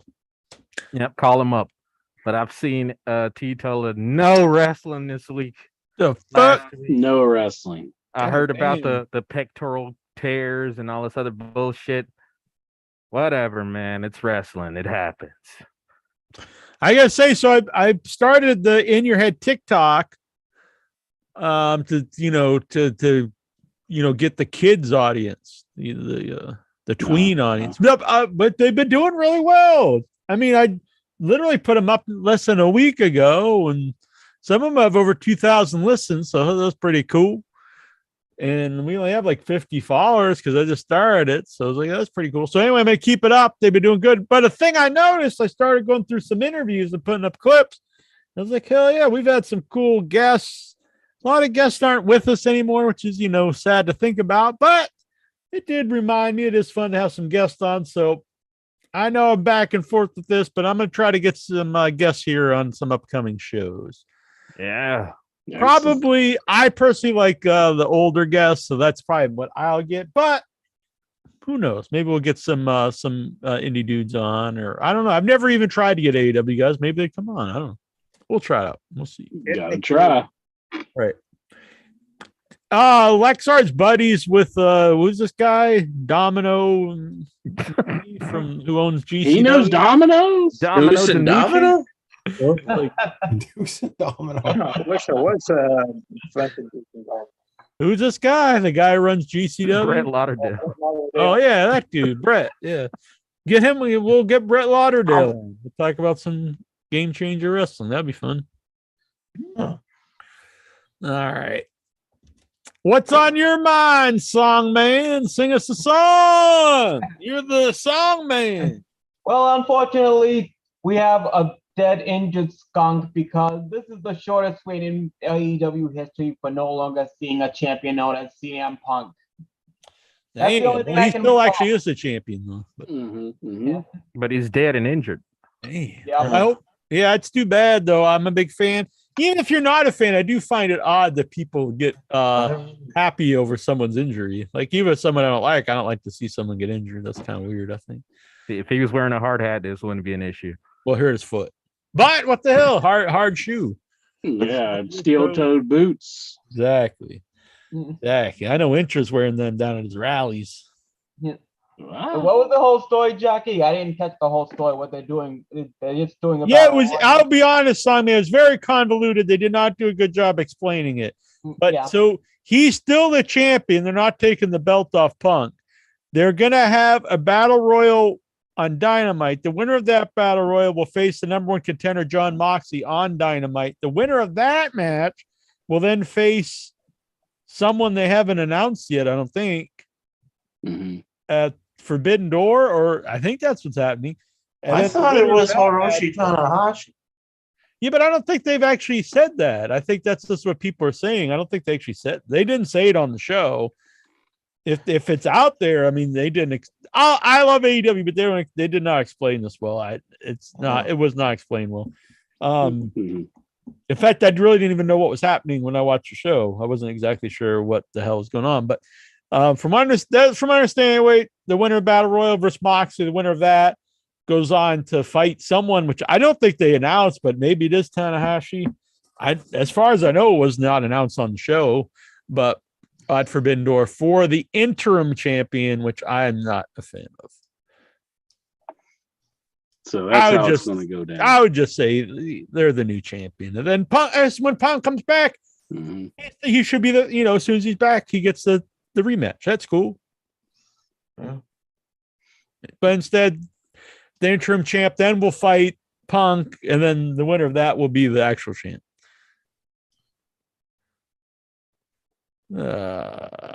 Glaugo 13 says, I had Domino's for the first time in years last weekend because I am a mark for Stranger Things, and Domino's was promoting their retro pizza box. Unlike Jack, I am a mark for nostalgia. He goes on to add, it was okay, $20 for 2 large pizzas, but pizzeria pizza is much better. Yeah, and you act like these pizzeria pizzas are like these, like, something like a filet mignon, like you're gonna pay like $20 a pound. No, it's like $15. It's like what, a couple dollars more. It's real pizza. It's not fucking factory mass-produced bullshit. But I'll say, yeah, any of that, like it's it's fine, I guess. I don't know, but I would much rather have good pizza. All right, I had some Sunday gravy today. When I made my big Sunday gravy, I I had made too much, so I split it up into a meal, and I froze in different packages and thought it went out today and had it over some zucchini and carrot noodles.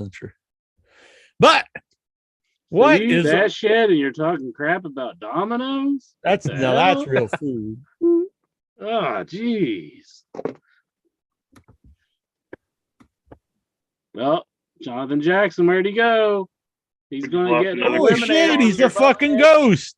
He's going to get eliminated from the Buckhead Stampede thing. Another that we're sponsor doing. loss.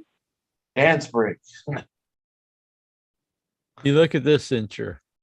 Spiral up some zucchini and carrots with a little extra virgin olive oil, just a little bit. And you put some nice fresh spices on there. Is that coleslaw? What is that? And then boom, put the sauce, and you get some sausage and homemade meatballs. Throw a little fresh grated Parmesan over there. Sauce. You mean gravy? There you go. Great. It is Girl, bitch. Sunday gravy. Boom! Inch. Now that's a meal. You'd like it. It ain't got nothing on the garlic knots. They from don't sell Domino's. it at the gas station, and he can't pour a tub of nacho cheese on it.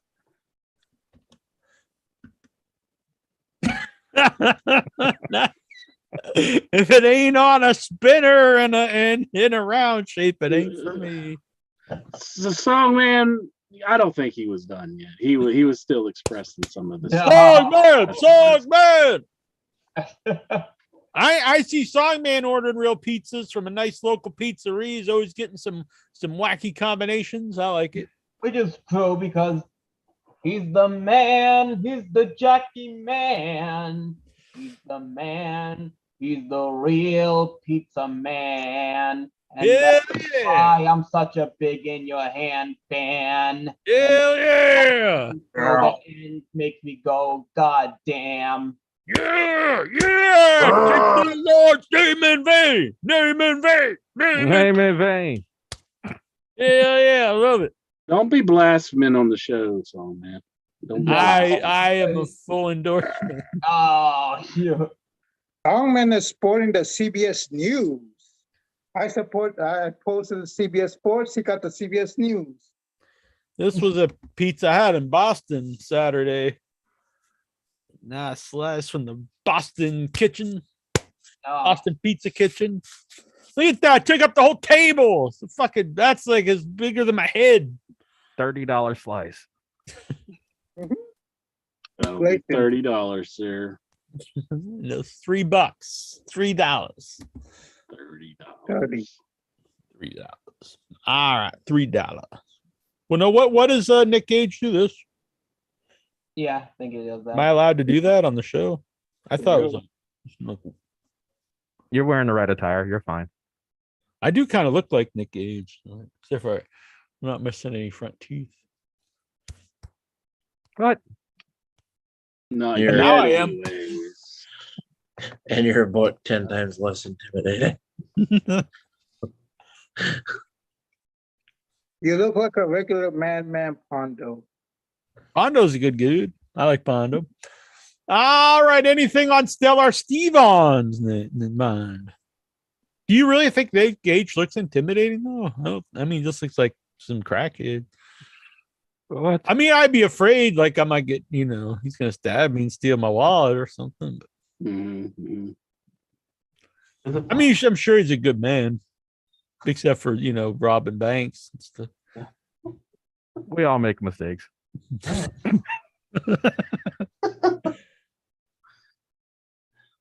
See? Madman Pondo. Yeah. Pondo. Hell yeah. Guy without a head. Yeah. He maybe he will be. He's a big horror movie fan. That's where I met him. I met Pondo at a horror movie convention. Oh, Madman Pondo. I thought you said Madman Coffin. Whoa. Holy fuck. How about Stellar Stevens? Does he have a question or something on his mind? Not much, just listening in. Had a fun Saturday. Went to a seminar and then went to party afterwards, and I was doing coffin drops into a pretty shallow pool, but thankfully no injuries to report. Smart. Oh my. Here's Madman Pondo with his without your head work shirt. Evil Genius without your head work shirt. Boom. Pretty sweet. Pretty sweet. You think about that? I will say that I love Rhea Ripley, and I wish they had waited a lot longer to turn on Edge. I think it was too soon. Man, you're spoiling the Raw report. You gotta wait for it. I'm a heel. Heel heat, Jackie Jones. Heel heat. Look at Steven. That's a smile, but it's a smile of hatred. He's like, oh. Yeah. They're ruining the Raw report. All right. Steven! All right. It is time. It is time once again. Wait. Gonna make you wait for it. Okay. A couple of things before we get to the Raw report. So this week, MJF has been edited out of AEW because of his pipe bomb promo. He said the F word intro. That word will never come out of this mouth. So I guess he's upset at this quote fucking mark Tony Khan. Oh my goodness. Such a potty mouth. Yes. There goes our a potty mouth this week on Dynamite. And I'm not sure whether it's AEW or the network or but somebody wants him gone, or at least I don't believe this, but it's out there. If it's true, they work their own network. Or they put a guy on their TV that actually doesn't want to be. That would be kind of dumb, honestly. But I don't believe this. But I mean, who knows? We'll find out, I guess. And secondly, I guess I did watch the NXT In Your Head, or not. And actually, I actually thought it was NXT In Your Head. It's actually In Your House. Oh, but In Your Head's better. Yeah, much better. It came across as an indie show with a big, huge budget, because like everybody on that show, with the exception of Braun Breaker, just like seemed like I don't know. It seemed like an indie show, like a bunch of indie stars, with Braun Breaker being the only big star. Like all these big matches they had, like the Tony D'Angelo, those two groups, Tony D'Angelo's group and Legado del Fantasma. I was not into that. The To the Moon guy and Carmelo Hayes. Carmelo Hayes is a munchkin. Even the guy he's with is taller than him. Did Goosey lose points for leaving? We'll have to wait and see. For what? He's still here. He's talking. He's still here? Okay. I just didn't know if he lost points for leaving. I'm sorry, Steven. Go ahead. But we can get to the Raw report because a lot happened on this show. It's amazing when your champion like is not on the show, you know, it frees up a lot of TV time for everybody else on the show. And this is exactly what we got. And so, welcome to the Monday Night Raw report. Yeah. Raw report. Raw report. Raw report. Raw report. Raw report.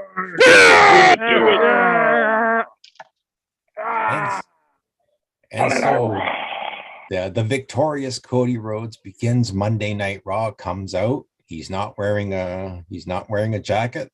Maybe there's a little hint there. He cuts a promo and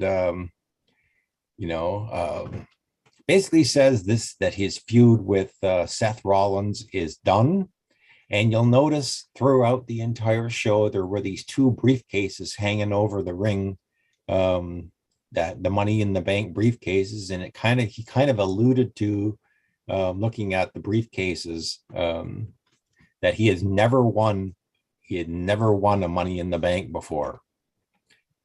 So then Seth Rollins comes out, and I kind of thought, look, this is over. Let's just move on. And at first, that's what it seemed like. It seemed like Seth Rollins, he made this reference to Dusty Rhodes, is proud of his boy now. And he kind of thought, oh, okay,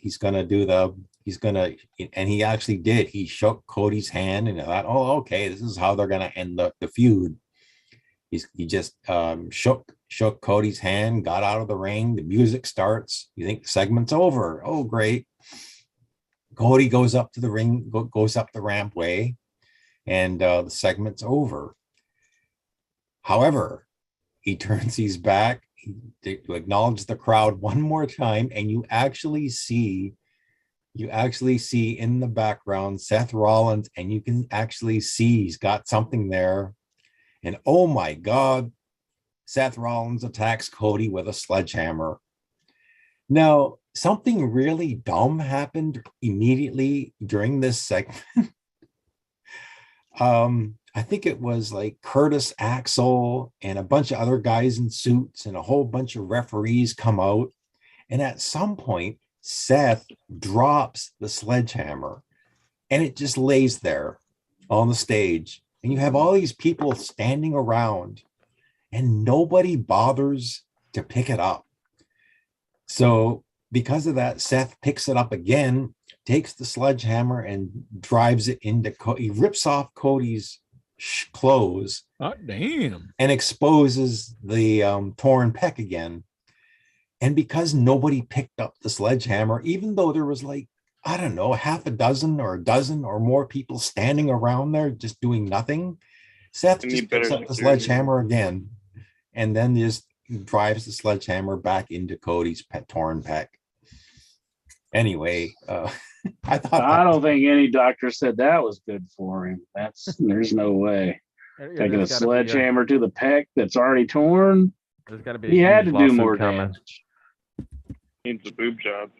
Oh, maybe that's up next. He's going to get a tattoo. Like his brother was going to do. Like Scott Steiner did. When Scott Steiner had a torn pec, he just got a tattoo to cover there you it go. up. If Lexar tore his groin, would this stop him from doing the Lexar?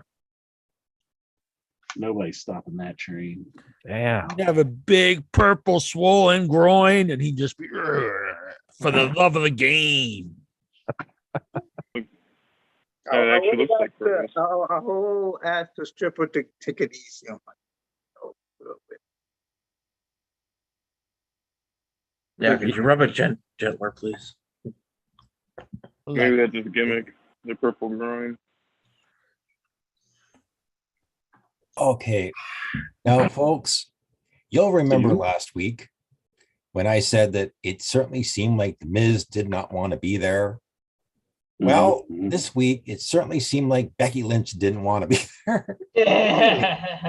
and the commonality is, guess what, folks? Becky Lynch is a 24/7 geek. What? Oh my God. Lord, from like the arguably most over, actually, no, maybe the most over person in the show, definitely most over woman at one point, to in the 24/7 division. Because she's taking on Dana Brooke. And now keep in mind, Dana Brooke and Becky start to have a match. And then for no apparent reason, well, I guess like Tozawa, who is the 24/7 champion, is being chased by T-Bar, Truth, and Tamina. And to get away, he jumps into the ring. And so Becky and Dana just stop their match. Dana goes up behind Tozawa, rolls him up, pins him 1, 2, 3. And then Becky, who is, like I said, she doesn't want to be there, but she picks up the microphone and says, no. If there's going to be championships being won around here, I'm going to win it. So you're going to put that title on the line, the 24/7 title.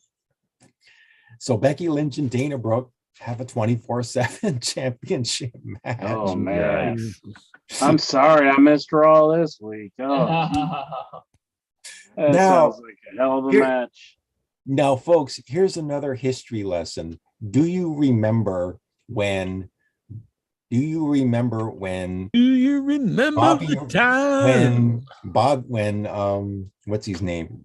Ravishing Rick Rude and the Ultimate Warrior had that match for the Intercontinental title? Simply ravishing. Wow. Well, yeah. The finish of this. Oh, and it was a Heenan pulling the leg. Yes, it was exactly like that because Asuka comes down to the ring during the match and she's just standing at ringside. She's cheering on Dana. So Dana they fight towards the ring ropes. Dana, I don't know if she rolled Becky up or there was some move Dana did, and she had Becky pinned, and the referee's back was turned.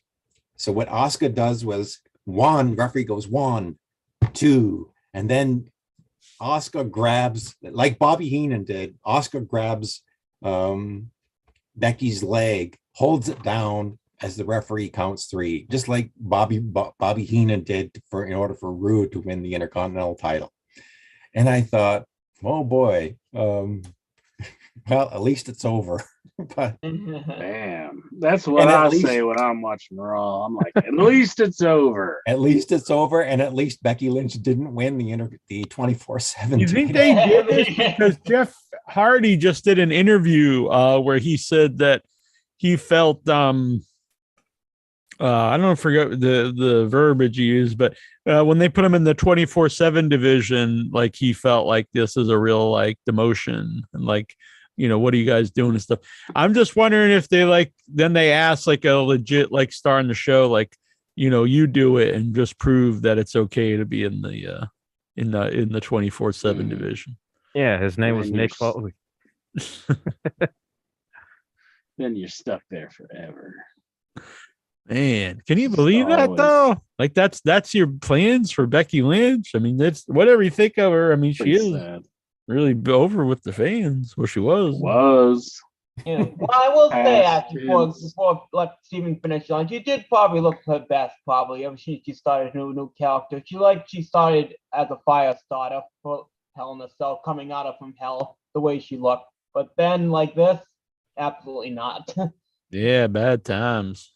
Oh man, we got freaking Ghost in the Shell here. Oh my goodness. He's like, you think he's like going back and forth through dimensions? He's pretty hardcore if he's like a ghost. Dimensional time traveler. Man. You gotta have proper lighting in the workplace. What's Lexar doing? Lexar's like, oh, there he is. Oh. Raw report. Raw report. I like that. It's the song, man. He's got Amber Heard behind. Yeah. You know, that reminds me, I forgot to mention, by the way, because Lexa, you looked up to your idol in the picture just because you wanted to represent her. That's true. Yeah, he just had that real song. I'm at the wrestling show. I was actually watching the CBS Sports, the CBS News logo on his graphic there. Yeah. Okay. Yeah, he saw it. Yeah. Yes, news. You ever shit in Johnny Depp's bed, Lexar? No, I would like to maybe poop on. You'd like to shit in his bed? Shit or pee? What the fuck? Oh my goodness. So like, well, you know. All right, well, I guess that's cool. All right. Hardcore porn. Like an odd thing that you wish you could do, but I mean, Incher was going to do dumb stuff with the time machine. Lexar's got a genie in a bottle, and he's going to like, well, you can wish for anything. He's like, I wish I could poop or pee on Johnny Depp's bed. The genie's like, all right, buddy. And have $500,000. Oh, well, you could, when you just rather have that, not the pooping. Nope, you only get one wish. It's to poop in the pee. Yeah. All right, Steven. Enough of this nonsense. Let's get to some Raw reporting. Okay, so well, breaking news, or I'll let you all know, June 27th is my 56th birthday. Whoa! Oh. 56 years Happy old. I birthday, would have Steve. thought. And I to would've celebrate, thought 18. yes, to celebrate, maybe I'll sit in front of my television watching John Cena return to Monday Night Raw, because to celebrate 20 years. Good We got Lord. this video You got something package. better to do?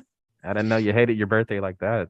Yeah, so we got this video package announcing John Cena is returning June 27th to Monday Night Raw. Man, So- did they say we're doing this for Steven Butler? Well, they should. Yeah. Are you excited? Is this like a good birthday present for you? I always hated John Cena. I mean, like, Yeah, that's a good birthday present. so maybe I got a theory maybe about- the celebration should begin when he comes out, that the entire crowd should just boo him. Now that John Cena's gone, are they like, I mean, now that Cody's gone, we're like, what do? We go shell out the bucks, bring back Cena. Yep. Well, they Get did another that with, Cena run into world Yeah. champion. Yeah. He's gonna wow. He's gonna get the title match instead of Cody. Well, I kind of wish You you know were what, back in I- 2006, Gonna for win Money in example. the Bank. Steven, would you attend the event after the booze that he got from Edge Edge at TLC? Would you rather go celebrate with him there if they came to Canada for this? After the booze he got in Canada? So but he was I think facing, if Steven was with Cena, they would be cheering. but he was facing Edge. Steven in the Raw report. Steven does the Raw report. I Yeah. got a comment. I got a Raw comment. When I went to Unforgiven, Steven's going to he was report facing- himself on the Raw report. I'm sorry, So- Steve. Yeah, so when I went to Unforgiven, he was facing Edge in a TLC match for the title, and yeah, we booed Edge, Cena right out of the building, and we're cheering Edge. And unfortunately, right in Toronto, Edge's hometown, Cena beat him, and we were just pissed off. We were just really pissed off.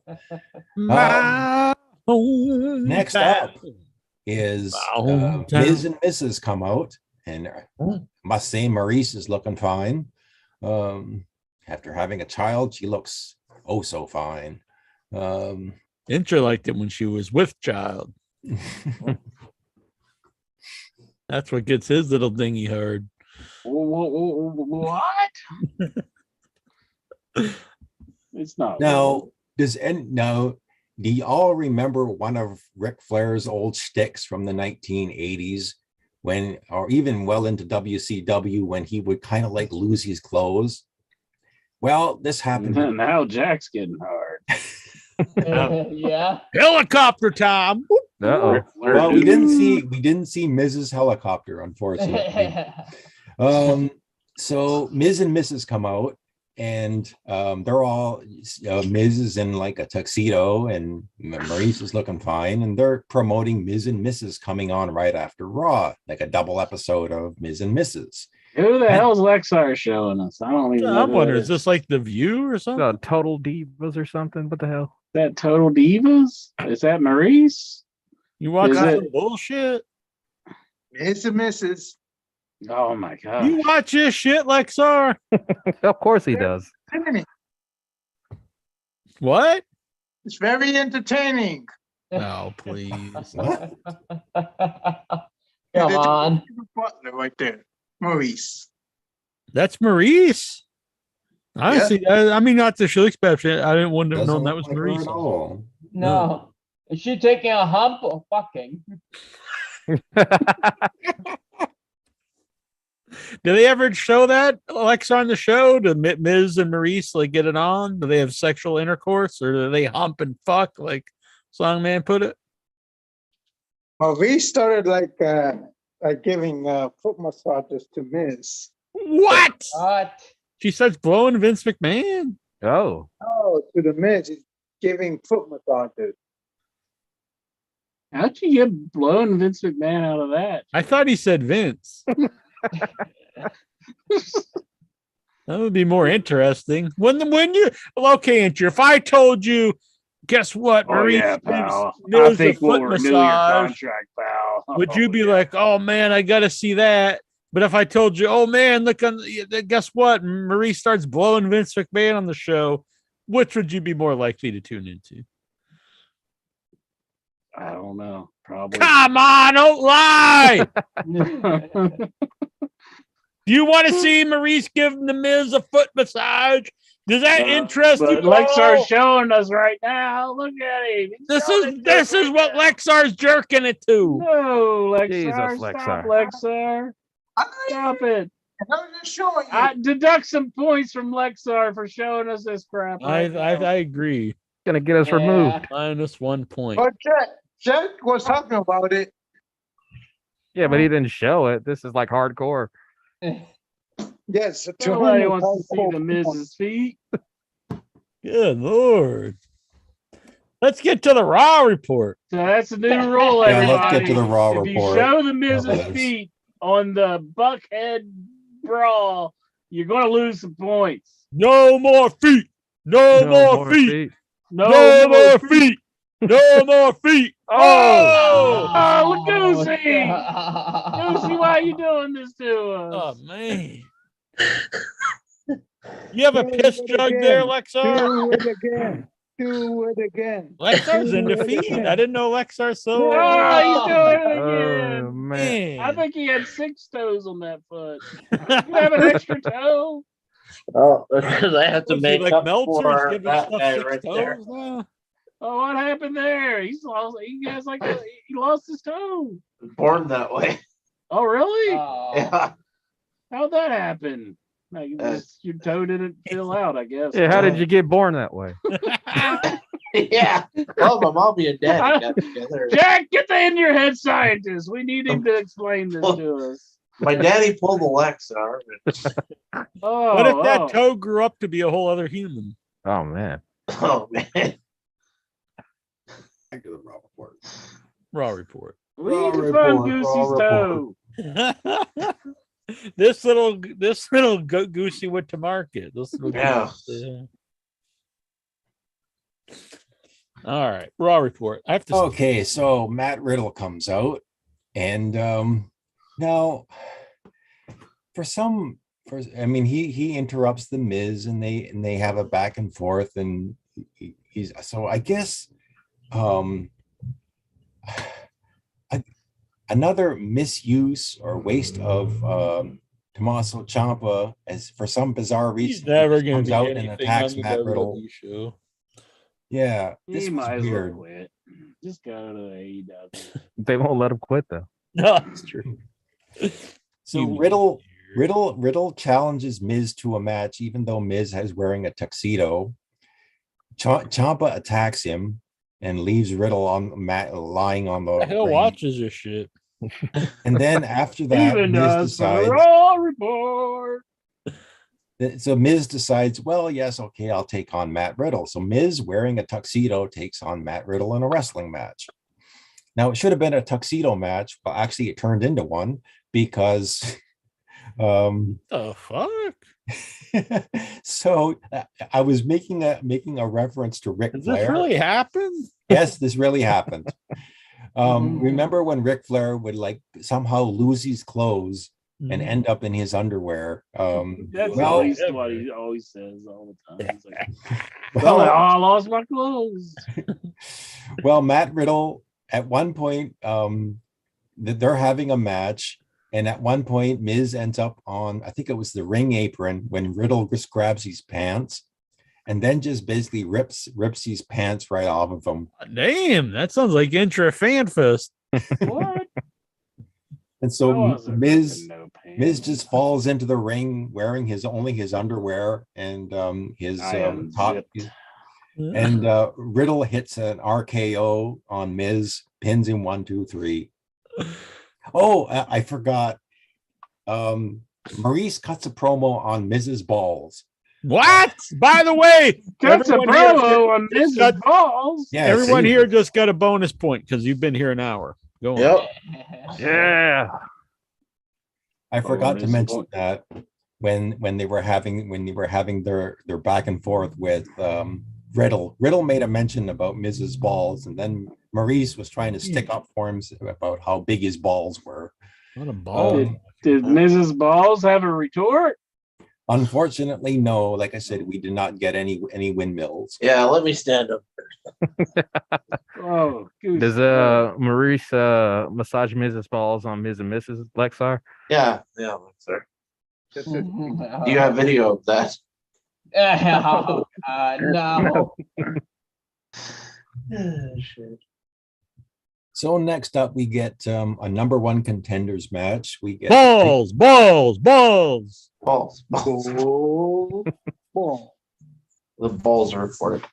Balls, Goosey Mahoney. Exactly. Mhm. I gotta get some. That would be a good one to clip up, the Balls Mahoney interview. Yeah, that would be good. So next up, we get a number one contenders match. We get the unified tag team champions, the Usos, taking on the Street Profits. If the Street Profits beat the tag team champions, they get a future title match. Again, a Three dumb Profits idea. are still there. They're still there. They're still there. I bet they lost. I'm going to say they lost. You'd be incorrect. They won? Yes. Oh. So Montez Ford hits his Montez Ford does his frog splash, and he almost hits the two briefcases hanging up over the ring. He does so get high. some height on that frog splash, that's for sure. Yeah, I was waiting for him to hit the briefcases, but he missed, but he almost hit them. You think frogs have ever actually splashed other frogs? Yeah. Really? Oh, I'm sure they Lexard them. Oh, My Oh, goodness. God That's damn. awesome. you ever play leapfrog? No, never play leapfrog with Lexar. Now that I think about it. Oh, yeah, anal sex. He's gonna. Oh, I can't get over. Wait a minute. I'm stuck. Never be the center to Lexar. I'm pretty sure any game you play with Lexar, he's going to turn it into a Lexar. Just like any game. Yep. Yeah, Connect like, 4 Lexar. Time for Yeah. some Monopoly. Hungry hippos. Oh wait, It's like, how bad do you want this boardwalk? How bad do you want it? The next 4. Clue. Connect 4. I used to beat Intra's ass at Connect 4. You don't have to bring that up. Don't bring that up. I'm sorry, Intra. One of our first interactions. Mhm. You used to beat his butt. Oh, sorry. All right. Raw report. So the Street Profits win this match by count out. They didn't pin the Usos, but they do get a future title match because they won the match. So next up, That'll take place in the future. yes, yeah. The future. Used to be when people win stuff like this, you win it at rest. Now it's just like you win it in the future. It doesn't seem very prestigious. No, you got to name the event at least. Yeah. They've got all these pay-per-views or I what, mean, what do they it's- call them now? Live action. Premium live events. Live events. Man. All right, go on. I'm sorry. So next up, we get Bobby Lashley comes to the ring and he starts to cut a promo about his victory over MVP and Omos when he's interrupted by the hypothesis known as theory. So I guess this is the next feud for both of them, which I'm kind of glad that both of them have moved on to other opponents. Mhm. So, Yeah. so basically, Bobby Lashley just tells, "Hey kid, get out of the ring," and Theory leaves. That was I think That actually sounds riveting. Yeah, real yes, confrontation. I think Bobby Lashley should just destroy Austin Theory and become the new U.S. champion. This should be so one-sided. I mean, Bobby Lashley is a former world champion, but you know. So next up, we get So did anybody else watch Monday Night Raw? Just just as a question. I did. Okay, Songman, did you Did watch watch part of it, this yes. Dominic Mysterio versus Veer Mahan match? Oh my! We didn't have to wait that soon. What just happened? Because one, Dominic, who got basically taken out on a stretcher, he's fine now. But what I noticed in this rematch with Veer, and I noticed it in that match with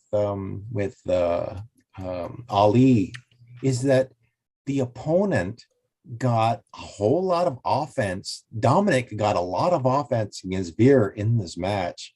And I'm thinking, for this guy to be like a killer, like a dominant heel, he shouldn't be. He should be doing 95% of the offense, and the opponent should not be getting. And this is what I thought. That Dominic got a lot of offense.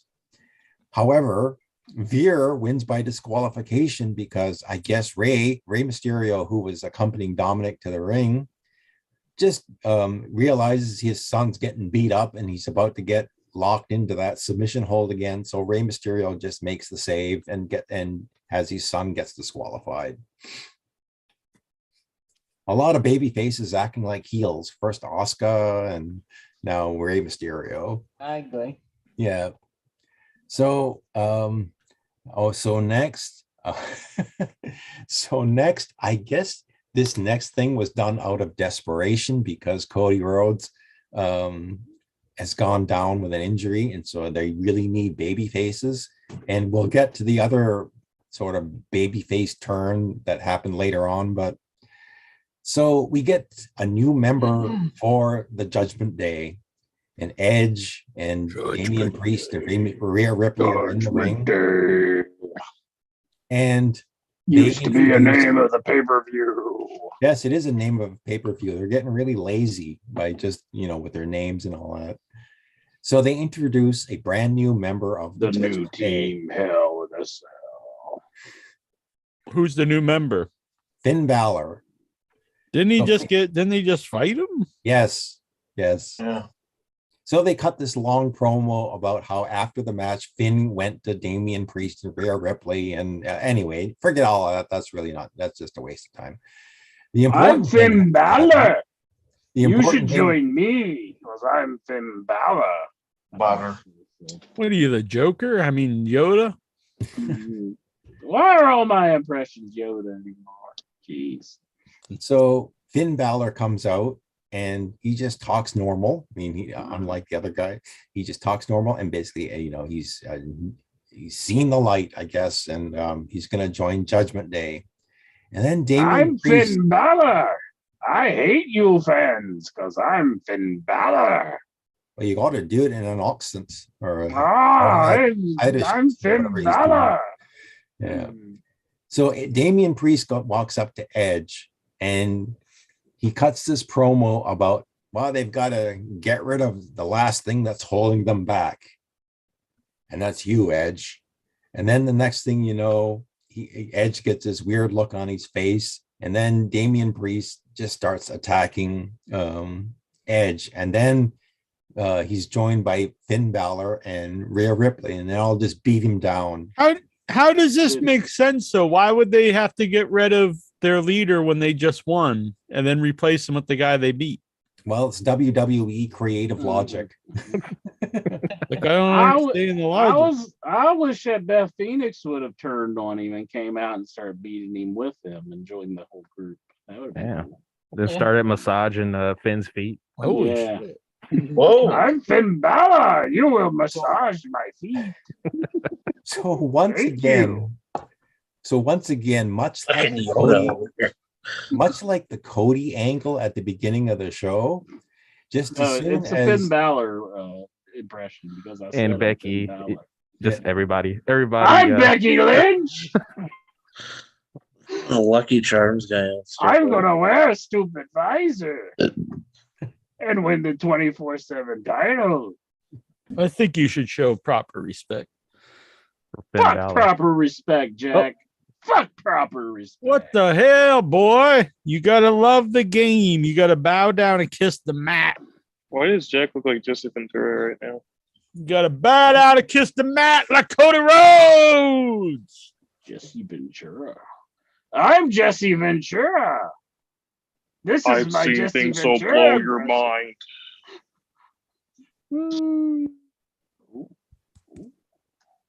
Would you kiss the mat after a bunch of guys and girls were sweating all over it? Lexer? Well, they changed the mat throughout the show, so it's not the same mat. You might be kissing bleach though. Kissing a big batch of staph infections. What you're kissing? At the GCW, don't sound. Aren't you always crying that you won't even pick up your phone off the ground with your bare hands, but you lay there and start kissing the mat and tonguing it? at the GCW show, there was like blood and sweat and. Did you jump in there and start licking it up? Love for hardcore wrestling, man. Start making out with it. Hepatitis. COVID. A bunch of perverts, ain't you? I know. Raw report. Is that the end of Raw? No, wait, there's more. Oh, So, Oh boy. Billy Haynes over here. So we get they all. So remember at the beginning of the show, when Seth Rollins was beating up Cody, and all these people came out and they just stood around and did nothing. Well, the same thing happened after this. Report to Raw, he is. Recharge my batteries. Probably. Don't set me back on the. I don't want to go. Oh, You're going behind Frankenberry. God damn it! Not the Frankenberry. Now you're zoning in on Cookie Monster over. Cookie Chris. Oh, all right. C is for cookie. That's good enough for me. Ontario Ridiculous. C is for cookie. That's good enough for me. I forget the rest. Andrew, you sound like that. Danhausen. Yeah, maybe I should join Hook. Yeah. Hook and Incher. Hook the Incher. Incher Hook. It's a good name. Sounds pretty cursed. Do it up, Raw Report! Yeah! Let's try this again. So remember at the beginning of the show, they all just stood around and did nothing. Well, the same thing happens here. They all come down to the ring, but Rhea Ripley grabs a chair, and this lone woman with a chair manages to hold off a whole bunch of security while Damian Priest delivers a concerto to Edge. And Edge is done. Well, he'll be back next week probably, but Edge gets a concerto. Next up. So who's looking forward to face Edge? He's going to be at the face now. He's back to being a good guy. So one thing I wanted to bring up, Steven. Do you think Finn Balor's a good leader, first of all, because he doesn't have good mic skills? Because without a doubt, he's not going to be a top for this one. Do you think this is going to work with my skills if he's the new leader? This feels I'm Finn Balor. They probably should have gave it to Damien. That's what I was going to say. That's what I was going to say. Yeah. Let him run with it. When I look back at plus, he's a new guy, you know. One night, like go back to after SummerSlam ended in '97 when Rock joined the Nation. It took a couple of months up to the end of '97, and this only happened in one night. So they turned on. It does seem awfully quick to have Edge outed as the leader when the group just started, didn't it? Kind of just formed like a couple weeks ago, and didn't Rhea just join it last week? All he got for it was a haircut. I don't know what you said. I read a rumor that says he got a haircut for nothing. Yeah, what the hell? He does look better with it, though. I think. I read a rumor that the WWE trying to sign Big Cass and bring him in as Edge's younger brother. Yeah, now I say fuck that. You can't bring him in and say it's his brother. Everyone knows the guy already. But Edge to battle Judgment Day, he becomes a scientist. He's fighting. He's, I'm old. What the hell am I getting? He rolls out of the ring, gets his lab coat, pulls out a vial. He drinks. He starts, convulsing, rolls under the ring, comes out, and it's Big Cass. Now Edge is all hot, and he beats his opponent. Well, yeah. Now that's an angle. Yeah. I Fuck the apologize, brothers Jackie angle. Jones. I apologize, but I know you were begging to tune in if this was going to happen. If Christian would no longer be All Elite, making this back to Christian and Edge and wife Beth Phoenix to chase Judgment Day, if this even happened, if he was still in WWE. And bring back Lita. Yeah. I mean, that's fine. I don't really give a shit about Edge and Christian and AEW. So you can go back to WWE, and I won't need to see him then. Nah, they're not bringing Christian. I thought heel Edge could have feuded with Cena for SummerSlam. I thought they were going to go that route, but then they. You really think Cena's going to have like a big feud? I was going to say, have a match or anything. It's possible. I mean, with Cody gone. With Cody gone, it makes I don't think it's smart for many reasons if you have these old guys and then feud them with the other old guys. Like, is it the idea like when you have Edge back or Cena comes back that they have a match with someone you never seen them have a match with and try to elevate like? Well, if he was guys, then these guys can be the guys that could come back down the future instead of like these guys have very limited matches and they're just always fighting each other and that's the only people that seem special in your whole show. Oh my god! No one there seems special at all except for the guys they bring back that are old. Just bring back Ric Flair. That's all. If he was still in the group, he could have feuded with one of the guys in the group, like Priest. But they blew their chance with that. Well, if you have Priest as the leader, you can do that. I don't know. Do you really think Cena's gonna? Why would Cena come back and feud with Judgment Day?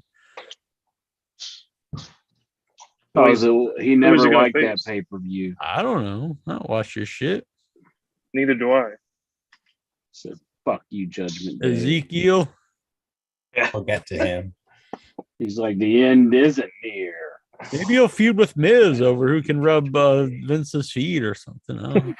That's theory. He'll like. Actually, that's probably who I could see Cena having a match with Theory.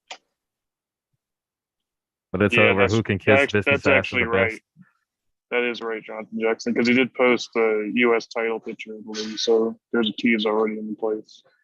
I said it, not Jonathan Jackson. Well, I'm taking it.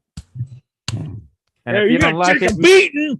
meet me on the construction site. Oh my! This has gotten ugly. Oh no! Report. By the way, you can get this brand spanking new Ugandan giant 8-bit WrestleMania shirt. Pretty fucking sweet. Ugandan giant. Yeah, I love it. Whoever designed this fucking genius, I say. Genius. Artiste. Continue. Raw report. So Omos has a match with Cedric Alexander. It goes really quick, and Omos wins. These choke bomb slams move. I broke my wrist. So, for some bizarre reason, the interview guy, Kevin Patrick. Ooh, Kevin Patrick. Fuck that. The guy who does the interviews now, he's up on the end. I think it was Corey Graves actually called it the Mean Gene spot or whatever that poor Mean Gene. Yeah, that interview. That like interview the area. platform thing. Yeah. So he's interviewing. He announces the return, and off the milk cartons comes Bobby Roode and back on Monday Night Raw, Dolph Ziggler, the Dirty Dogs. What a return! Yes. Oh man, am I pumped? So the Dirty Dogs return, and I guess they're baby faces now, even though they're acting exactly like they were before they left. And MVP is kind of angry that they just kind of showed up, and so for his troubles, he gets a super kick from Dolph Ziggler. So and then you'll notice I thought that they were still heels because as soon as they delivered the super kick, they just ran away from, because I think Omos was starting to chase after So them. what is almost going to beat both these guys? Well, That'll he be- should. More They than bring likely. back Dirty Dogs and they lose to one dude. Almost got him. He I mean- almost got him. Yeah. Bobby Roode's gonna lose for sure because he hasn't won a match in like 2 years. And Ziggler is a company guy who is always protected. Ezekiel takes on Otis and he wins with a crucifix. But again, much like the previous match, the big thing happened afterwards because Kevin Owens comes out. Now What is he, a Ezekiel, vampire? You beat him with a crucifix? a crucifix pin. Oh. So Ezekiel gets on the mic and he wants a rematch with Kevin Owens. Kevin Owens comes out and he says, okay, I'll give you a rematch, but you have to admit that you are Elias. Or he'll Get kill it. him. Stop lying, bitch. Yep. Yeah, because he hates liars. So Or he'll kill him. Ezekiel basically that. says, yes, he Only admits, liar I'll stand, isn't you? he admits that he is a lie. He admits that he is Elias. And then Kevin Owens is all jubilant, and he says, and finally Ezekiel just says, I lied. I'm really Ezekiel. And that was it. That's What a it. That's the liar. big payoff for this angle. He just goes, yep. Him. I just lied. Yeah, I just lied. What the hell? What kind of storytelling is liar. this? They have 85 writers, and that's what they came up with. They all sat around a round table. Next one's like, this is great. I'm loving it. What a swerve. Liar. Woohoo! Look at this, What? mommy. Why are you tainting our Raw report with your lies, Steven? Liar. That was not my lies. It's Ezekiel's lies. Can you? That's really the payoff. He just says, yeah, I'm lying. I really am. Like, so they got I can't believe it. come on. This is unheard of in wrestling. A guy lying. Oh my. They couldn't have thought of anything more interesting. I mean, they No, could have, no. but it'd be a lie. No. So he said, Kevin Owens said, you must admit that you are Elias in order to get your rematch. Right. So Ezekiel says, okay, I am Elias. And then Kevin Owens is all jubilant. He says, yeah, I knew it. You're a liar. I know you're Elias. And then Ezekiel just says, but I'm going to take a page out of your book. And and said, I just lied. I'm really Ezekiel. Yeah. Oh. This is like Oh, something I'll like an get it now. 8-year-old would do. Exactly. They just think everyone's a bunch of children watching. They're like, oh boy, did he get him now? Hey, he told him that lie. He's like, well, you know what, Kevin Owens, I'm rubber and you're glue. Whatever you say bounces off me and sticks to you. He sure And then he tricked gets him into that match. all pissed. He's like, why my All right. fingers crossed? I can't get cooties from the girls. Let's wrap this baby up. Main event time is it's a fatal 4-way to determine the number one contender for Bianca Blair's Raw Women's title. You get Alexa Bliss, Doudrop, Liv Morgan, and Rhea Ripley. And you kind of had an idea who was going to win this match even before. You drop. Well, she ate the pin. When Dewdrop leaves, is she gonna get an OnlyFans? I hope so. Whoa. Lexar's all about it. He'd be the first subscriber. Lexar likes an extra thick. $10 guaranteed. So this Have was a the main nice- event. So this is the main event, and they have a back and you have 4 women fighting each other. The highlight of the match for me, and pardon me if I sound a little creepy, but the highlight for me was Alexa Bliss and Liv Morgan just rolling around the ring while the referee is trying to count. Steven's like, oh man, I gotta do my Cody and jump in there and start licking up the mat. Come on. Come on. You had Alexa Bliss and Liv Morgan in the same match. Anyway, Rhea Ripley wins the match when she does her Riptide move on Doudrop. And she hardly lifts her off the ground, but she manages to get the finishing move on Doudrop and pin her 1, 2, 3, and she's the new number 1 contender. So I guess it's going to be Bianca Belair is going to take on Rhea Ripley, which I kind of thought was going to happen all along. And quite frankly, Rhea Ripley should win the match. I can't wait till somebody takes his belt off of Bianca Belair. Anyway, that's just me. I'm with you, Steven. I'm not a fan. She's very unlikable. She's very talented. I'll give her that, but she's very unlikable. All she ever talks about is just being the best. Like, I'm the best. I'm the toughest, the strong. Everything's just being about the best. Her whole character is just the bragger. Yeah. Loudmouth braggart. How can anyone root for her? She just seems totally unlikable. And that, ladies and gentlemen, is the Monday Night Raw report. I'm done. Yeah. What did you think? Fantastic show. Big ups after Hell in the Cell. Even though, Lexar loved it. Yeah, he loved every second. Give this one a thumbs He's losing up. his mind. I would give this show a thumbs up. I actually, on the whole, I actually enjoyed this episode. I saw people they were throwing babies in the air on the Facebook. I saw people saying it was the greatest. What a swerve with Edge. What a swerve. Was it Russo? So Lexar, you loved it. You were down. Which was better, this or the GCW tournament of deadly deaths? I'll say the Deadly Deaths tournament was much better than Raw, but Raw is kind of like on a drama side, much better than expected. So you would say this is like Godfather level writing? Yeah, this is kind of like Texas Chainsaw Massacre level. Damn, hot damn. I mean, Seth Rollins attacked and injured Cody Rhodes. Whoa!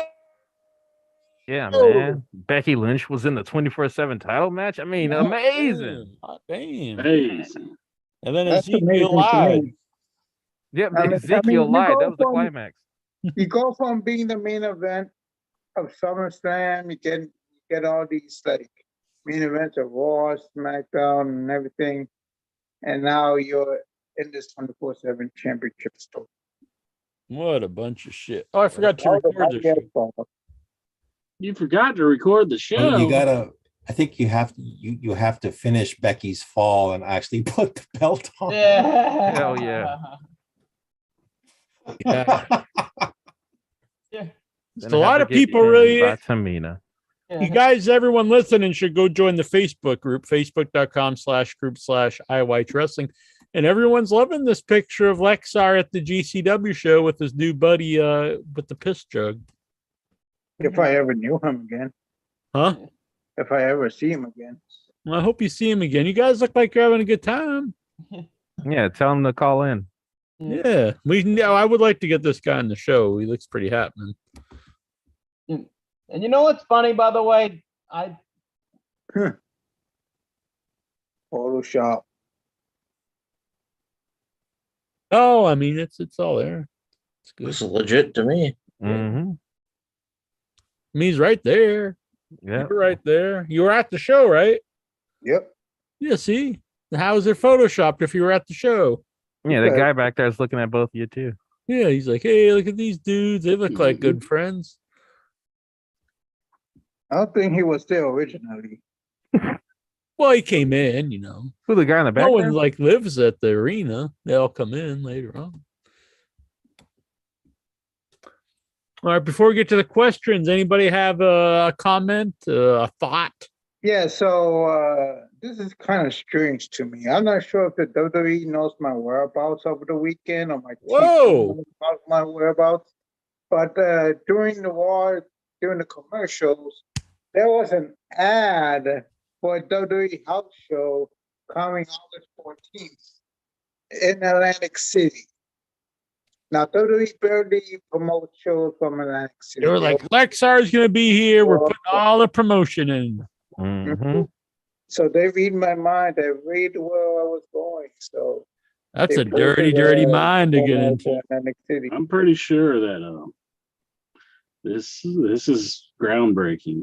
I mean, they are tracing where Lexar is at all times. I bought tickets to Dynamite coming up in July. It's going to be in Worcester. Did they show an ad saying that, hey, They did. That's how I found out about the DCU Center, which I used to go to for Rock Chalk. I also saw Ring of Honor is having, I think it's Death Before Dishonor is going to be in Lowell, Mass. But besides they said like tickets going to sale, I could not find anywhere where you could buy them. And I even asked Ring of Honor, but they did not reply. Like maybe you should, You asked Mr. Ring of Honor, he didn't say anything. It's right on the Facebook group. They were like, Mr. tickets Ring of on Honor. sale. And you click on it. Well, there wasn't anything to click. And I went to the site, but there's no information anywhere. So anyway, I'm just saying you should probably have that right up on your site where you can get tickets. Just don't book any hotels in advance. Well, I'm gonna get through the Snap Travel. Do you recommend Snap Travel, Lexar? Not anymore. I never heard of Snap Travel, but I looked it up. It's like a branch of Expedia. Yeah. Which is a branch of Travelocity. Oh. All right. What do you think? Questions times? Questions need to be answered. And I'm going to answer them. Who is this Jackass. person that Brian Jones posted a picture of? People going crazy that Foley's daughter has an OnlyFans. There's only one legacy lady I want to see. Who is this, though? I don't know who this person is. I'll post the picture. Mae Young. I mean, honestly, who is this? Piper's daughter. Oh. Thank you, song man. Welcome. How the hell you know that? Well, interesting. I am Amber Heard. on Facebook, actually. No, he saw her OnlyFans. You know what? Are you getting Noelle Foley's OnlyFans, Lexar? No, but I'm sure you are. Yeah, because I'm the one who's the big pervert on the show. That's You probably Okay. shared the link to your OnlyFans to Noel's OnlyFans. Yeah. Use promo code Nasty Neil, save 5%, Lexar. Mm-hmm. That's Mick's way of see apologizing to Nasty Jack Noel. for taking the table. He's like, "Here's Noel's OnlyFans." Do you think Mick's looking at his own daughter's OnlyFans? He's probably one of the first subscribers. Absolutely. I think so. Yeah. Got Mr. That's Sacco disturbing. on. Oh man, that's disturbing if that's the case. It's Noel. And then, like, while Mick Foley's watching his daughter's OnlyFans, like Hulk Hogan kind of gets in, and he's like, "Oh yeah, Foley." And then he gets a That's- call from his That's what daughter. it's about, brother. Damn. Is Yeah. he still dating that clown fan? I don't know. Hopefully I not. don't know. But I've always had a theory. This is why Mick's always really anti slut shaming. It was He knows. yeah, looking out for his daughter. He's like, as many guys as I've seen come through my house. I'm sure she's a nice lady. Oh yeah. She seems very smart. Yeah. She's getting an OnlyFans. I mean, she's extra smart. Renee Mercedes wants to know.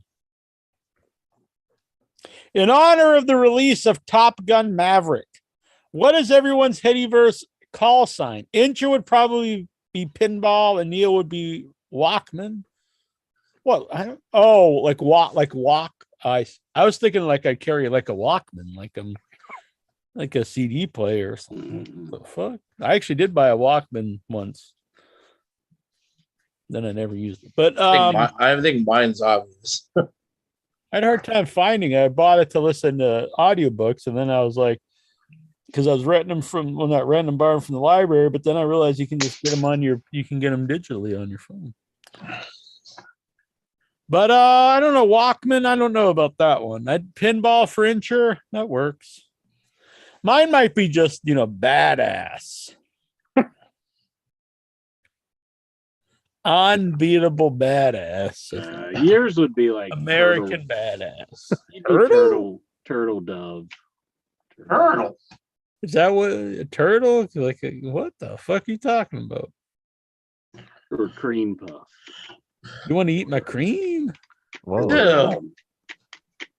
Or Downy soft. Or And that just said insult to injury and marshmallow. You're like, oh my god, I just got my ass beat by Downy soft. Staple. Incher's been eating those Tide Pods. The what? The pods? Okay, I see all these ads all the time. They still talk about don't let your kid eat the Tide Pod.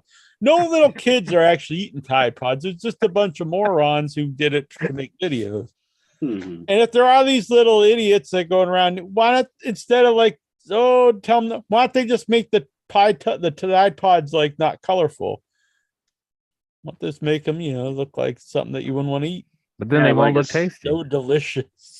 Put a skull and crossbones on the front. Then that'd make them cool to eat. Or Mr. Yuck. Remember Mr. Yuck? No. It was like a guy kind of puking like green stuff. Is that the puke emoji? Mm-hmm. Is that what you watch on like Pornhub? What are you talking about? Pornhub. I don't even know these. Maybe you're into like this puke stuff. I don't know. No, Mr. Yuck. Let me find Mr. Yuck. Is this like a brand of pizza you're getting at the gas station? No. I'm sorry, I'm not familiar with Mr. Yuck, the man who throws up or whatever this Well, is. it's like a green sun and his tongue sticking out. Oh, I see. Mr. Yuck means no, stay away. Yeah. I've never seen this before. I'm sorry. I don't know. Yeah, kids wouldn't know what that means. Offer them a Tide Pod. Where did you see this intro? Were you around a lot of like puke or something? I've seen it on like bottles of cleaners and stuff. Yeah. Mr. Yuck. There you go. Mr. Yuck means no. It's kind of easy. Stay away. Yeah. Is that how old? It's like he's teasing you. Like, I bet you won't drink this. Drink me. That is not what Mr. Yuck means. Well, you'd get an extra point here on the Bunkhead Stampede if you drink some Mr. Yuck and show you. Oh shit! Get a bonus point. Yeah, do it. Don't call me Sal. I know. We don't actually recommend this. So anyway, how about Goose? Well, Goosey's Goose. That's Sorry. Already got the yeah, that one seems pretty blatant. Steven, I'd say High Chief, but Raw report. Wahoo. Have a building here. I say Jackson. Didn't they know my real name? It'd just be Hammer. Hammer time. Hammer, don't hurt him. Of course, Song Man. That was an easy one. How about Lex? Is just like penis or something. Yeah, but it's gotta be like peen. A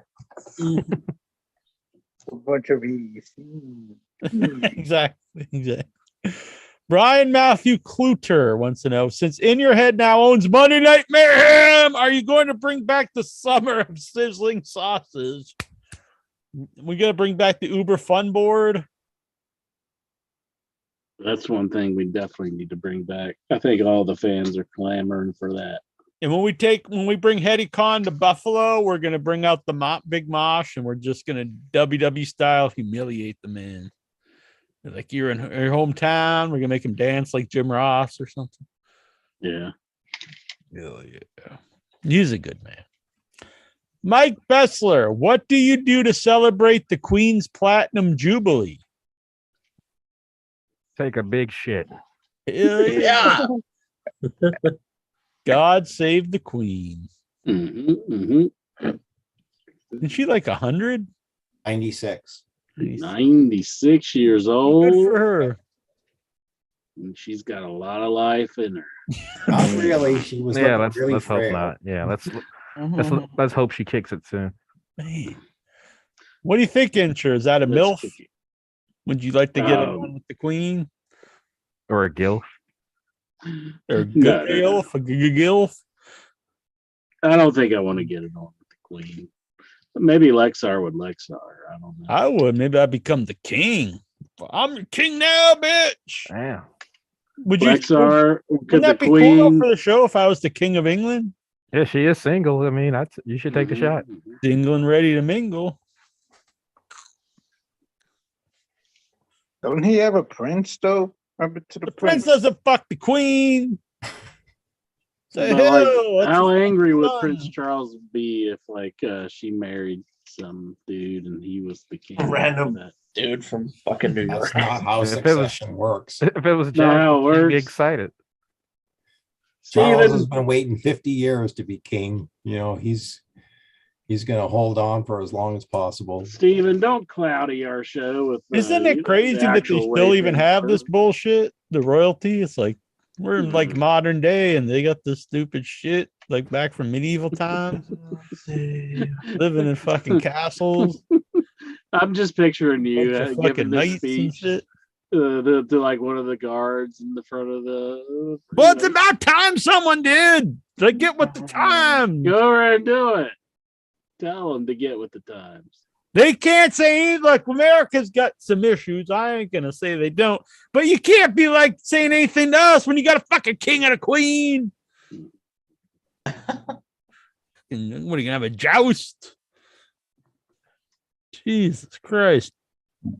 Also, does In Your Head have any kind of Jubilee celebration in the works? By the way, actually, I don't think it was Jubilee. It was something though. When I was in London a few years ago, I forget what it was called. Like maybe it was called Carnival, something like that. It was a 3-day celebration, and we were on the tube. Me and Mitten, the bearded incher, as some people refer to him as. And there were 3 guys. They looked like New Day, and that doesn't mean there were 3 black guys, but they did look like New Day. And they were dancing and they were drinking vodka, Incher. Yeah. And I started drinking vodka with them. And so we were sharing the bottle. This was pre-COVID when it was okay to share, bottles with random people on the subway. It was fine then. But so anyway, Minton thought I was crazy for doing that. But it was the good potato vodka. It was good. Yeah, that killed all the germs. Exactly. By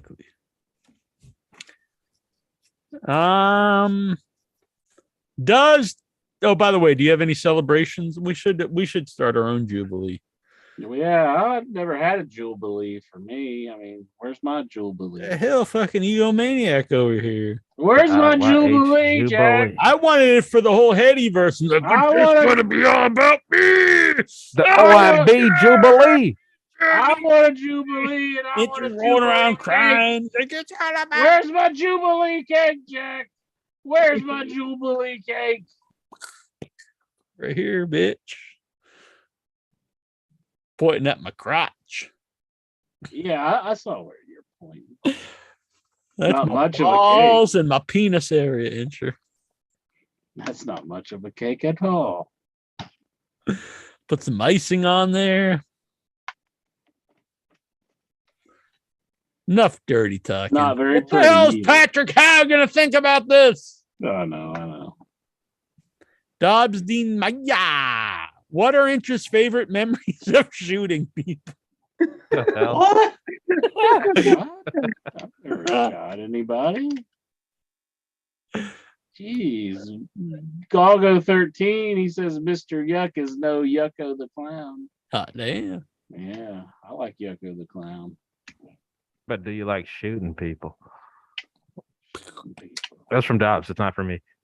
Yeah, I've never done that, dogs. What is with your young boy, anyways? He's all the time trying to get me to fight him and everything else. Just trying to keep you in line. What's with him?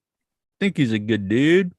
Of course, you think he's a good dude. You're like challenge Itcher to violence all the time. I don't think you're a good dude. He said, well, I don't think necessarily violence. He just wants to, grapple with you. In a friendly joust.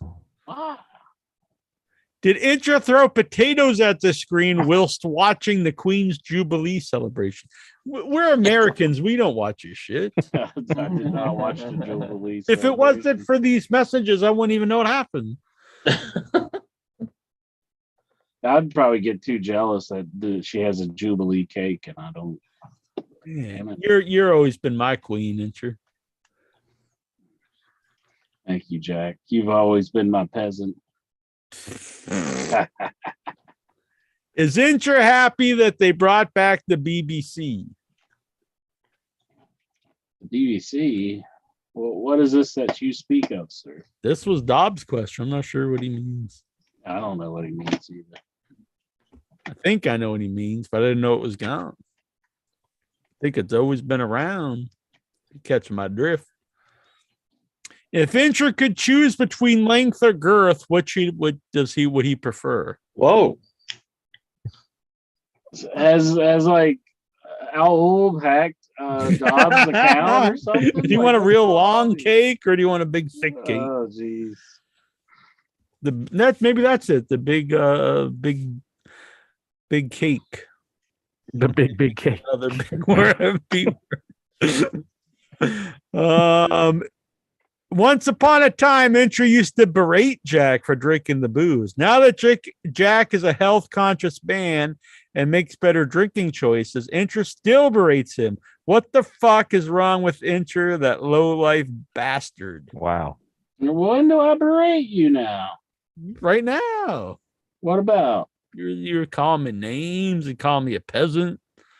Oh well, that's see, you should celebrate me and support me. Intra's always messaging me. He's like, "Don't you think about drinking some vodka? And you should get back on the boot." Hey, I'm trying to enable you. I've never did that. I'm just teasing. But then he adds here, Intra, I love you. Oh, that makes it all right. Thank you so much. I like it when it's got a happy ending. Yeah. Steven Simmons wants to know, what is Intra's favorite drunk tank story? My favorite drunk tank story?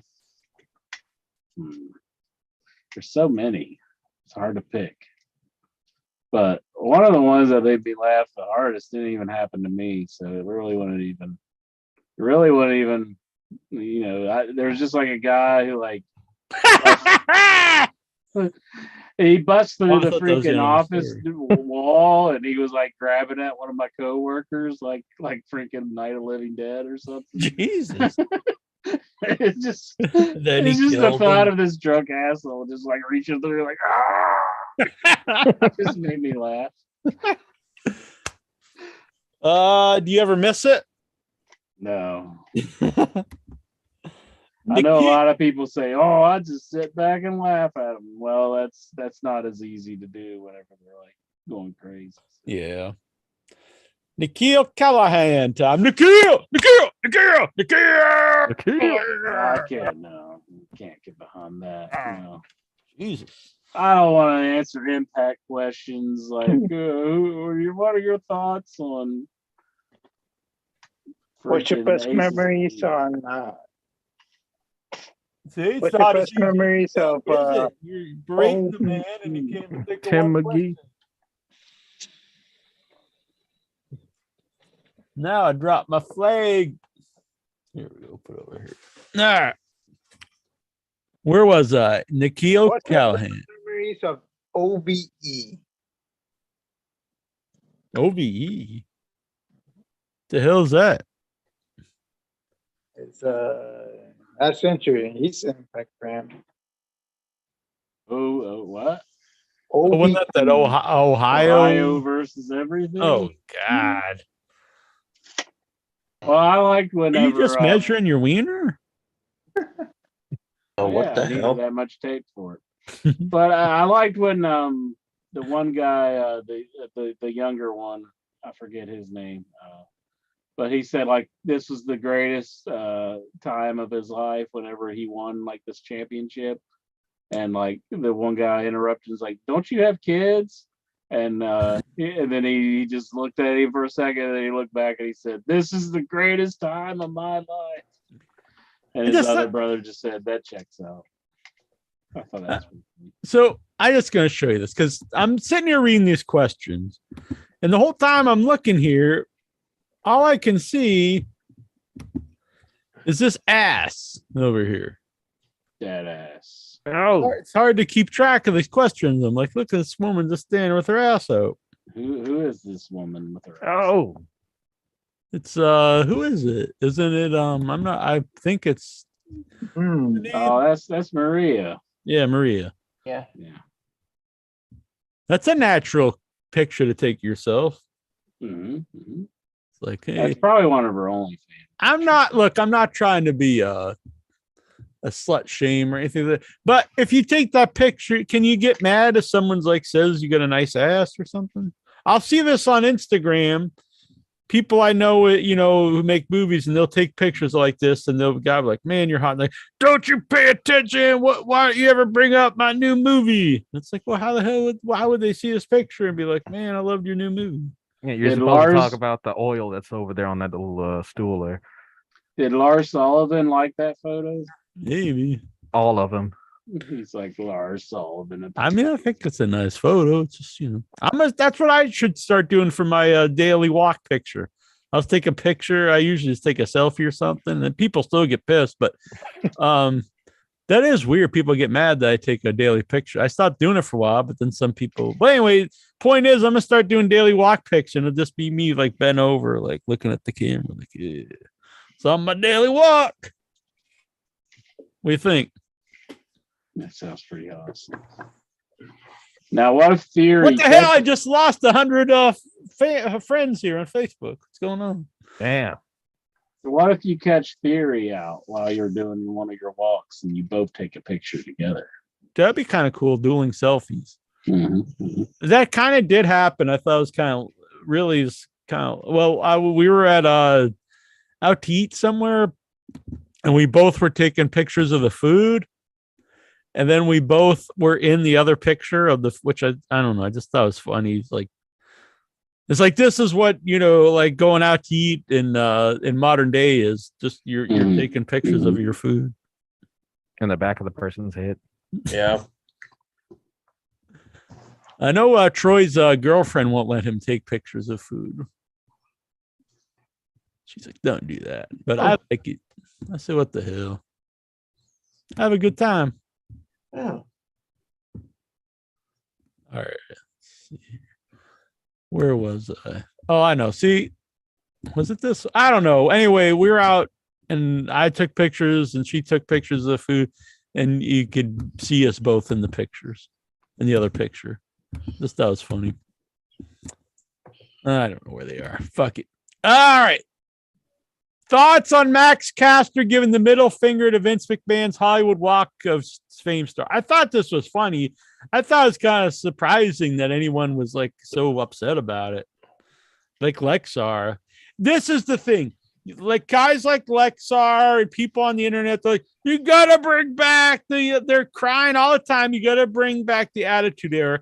And the second anyone does anything that's like even like just barely edgy, I wouldn't even call us edgy.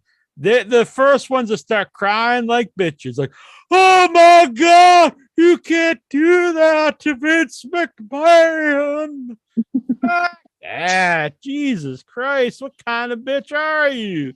You can't cry about the Attitude Era and then lose your shit over a guy taking a picture giving the middle finger. That's too far. The hell would you have done in the Attitude Era? Piss your pants? I'm going to say, I'm sorry. Go ahead, Lex. Go ahead. I always thought the Ruthless Aggression era had more. Oh my God! What He kind of loved that shit is scene. that? Kurt Angle and Sharmell. Come on, you don't really believe that? You Was mean Hall of Famer Sharmell? Yeah, but that's your favorite moment? That's your favorite era of wrestling? Is the Charmel era? Come on. there's Katie Vick, HLA, There you go. He likes all the Whoa. best, all the classics. Yeah, that's some good stuff. Mr. America. Mr. America, that's edgy. America. Yeah, you didn't know who he was. Yeah. Dawn Marie and Tori Wilson. Hey, now you're talking. Yeah. Oh my. So as I was saying, I'm going to say it was smart for Max Caster to do that because Vince loves proving people wrong and bringing them into the company for his money. I agree. If he's flipping Vince McMahon's Hall of Fame star off, he's going to be like, oh, well, let's see if I can't make him one of my lackeys and bring him into the company because he'll do it. He'll be like, he'll bring him in and make him do raps for him all day long. Exactly. Right now, Max. I thought it was good. I thought it was funny. Who cares? By the way, Max Caster, fucking tremendous on Dynamite. The rap was awesome, and him with Billy Gunn and the Ass Boys. This stuff's great. I predict Max Caster, future top guy in AEW. Future top guy. Put the belt on Max Caster. He's not quite ready in the ring yet, but as a personality stuff, great. I see the Acclaim being World Tag Team Champion one of these days. Yeah, sure. I could see that definitely. But I personally, I think Max Caster could be a top singles guy. But I love the team. Hello, okay, everybody. The clock strikes 12. It's time for me to go. All right. Well, you're getting 1 point for making it to 12, but you will get no future points. Okay. You're out, Steven. For Until next off week's with Bunkhead Steven. Stampede, I say good night to all. Good night. Good night, Stevie. Toronto. Let's see. Everyone's getting a bonus point for midnight here. Mm-hmm. I just gave Steven his. I think Jonathan Jackson's actually beaten Incher so far this week. He's already beaten me. So far.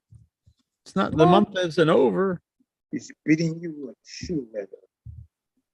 And he's threatening to drill holes in people. So far, we'll wait till the end of the show to give the official one of those bits that drill the large holes.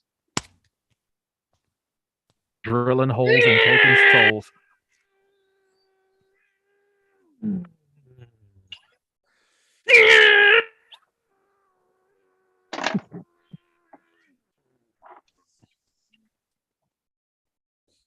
my goodness. Damn, that's hardcore. I'm giving Jonathan Jackson a bonus point because he's really embracing the month. He's going all out, he's bringing gimmicks. Well, Goosey showed us he only had a half toe. I think that deserves a point. I had Rey Mysterio mask. I know. I already gave him a bonus point for that. He's good. He's doing pretty good. I should get at least half a point for my half toe. All right, we'll give a half point for that. Lexar's, he's already got the point for the barbed wire. Didn't he? Yeah, but then he lost a point for showing feet. Incher demanded it. Don't blame me. It was the in your head judges. The in your head judges. If Geraldine show her feet, she'll get like $1,000. Are you really into the feet, Lexar? Does that get you going? I used to have a foot fetish when I was a teenager. Really? I've never really got that one. I mean, it's up to beauty's in the eye of the beholder, but I've never feet's never really done it for me. Yeah, I'll provide the weekly pet appearance to get some more points. Such a Oh, what a cute. cute. Huh. And the That's a cat's cute pretty kid. too. Meow. So you jerk it a lot to feed, is what you're saying? What? Whoa. Lexar was saying he had a foot fetish. Oh, I thought you were talking about the cat. I was like, what the fuck are you talking? Whoa. Meltzer said up until recently, most AEW regulars and top stars privately were not talking about going to WWE. Some indicated never wanting to leave. The success of Cody Rhodes in WWE plus him earning more money has changed their minds. Your thoughts? I mean, that's bound to happen. With new company, everyone thinks, this is the place to be. But as time goes on, that I think that's just a natural thing. Because not everyone's going to succeed in AEW. That's true. I did see they And it is healthy to it's healthy for the business to have more than one place. For sure. People It's go always WWE. GCW. Yeah. Really, if the more places do well, it is better for the business. If you can go somewhere and make a decent living in GC, I don't know if you can do that in GCW, but it is at least it's a place that you can do something. Mm-hmm. There are guys there that, I doubt would be doing well in WWE or AEW. But you never know if someone does take off in Game Changer Wrestling. You never know. They could get picked up by one of the other two. That was the guy I already did. Nick Wayne, he's 16. He got signed by AEW. Oh, well, that's cool.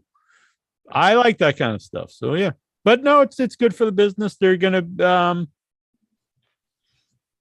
people will go back and forth. There's not enough room in either company for everybody. So. Mm-hmm. So, and some places people will be better fit. A lot of people seem to be making a good living in Impact, apparently. Yeah. I mean, I haven't watched it for a while, but I hope it does well and people can go there and do well. That's good. Yeah. But Impact and AAA, I mean, they do the double dip and have their indie shows. And New Japan. yeah. JoJo's Wrestling Extravaganza. Mm-hmm. Yeah. They mean, got options. They ain't wrestling at the Sandwich County Fair. So. There hasn't been any wrestling here for a while. They were doing a really fun wrestling at the Kingston Mall, which is not in Sandwich, but it's not that far from me. And it was at a bowling alley. It was very fun. They were doing it once a month, pre-pandemic. In fact, the last show I went to was right when the pandemic started. It was, weird, but it was very fun because you could you could either sit on the chairs or you can rent a table. And so we would get a table because it would be me and my brother and his girlfriend and our mom would go. We rent a table and you could get, appetizers and food while you watch wrestling. It was very fun. And you could play games in there like pinball and bowling and all that stuff. And then the people who owned it said they no longer want any type of fighting entertainment, combat sports. So they canceled the future. It was too bad because it did really well. And that mall is totally dead. So I would think they would like any type of business. Somebody must have had a piss jug. Maybe so. There was a guy there. I bought his shirt. I should wear it on the show sometime. I think it was Big Bacon. I just thought it was a very funny gimmick. Yeah. And so I was like, I'm gonna go buy a dude's shirt. He was selling it. Support your local whatever, wrestling businesses, whatever. Mm-hmm. Yeah. I should wear it on the show though. He was very funny. Xavier Woods hoping to go after the IC title. Pokes fun at WWE for having him feud with the Brutes. Who's the fuck's the Brutes?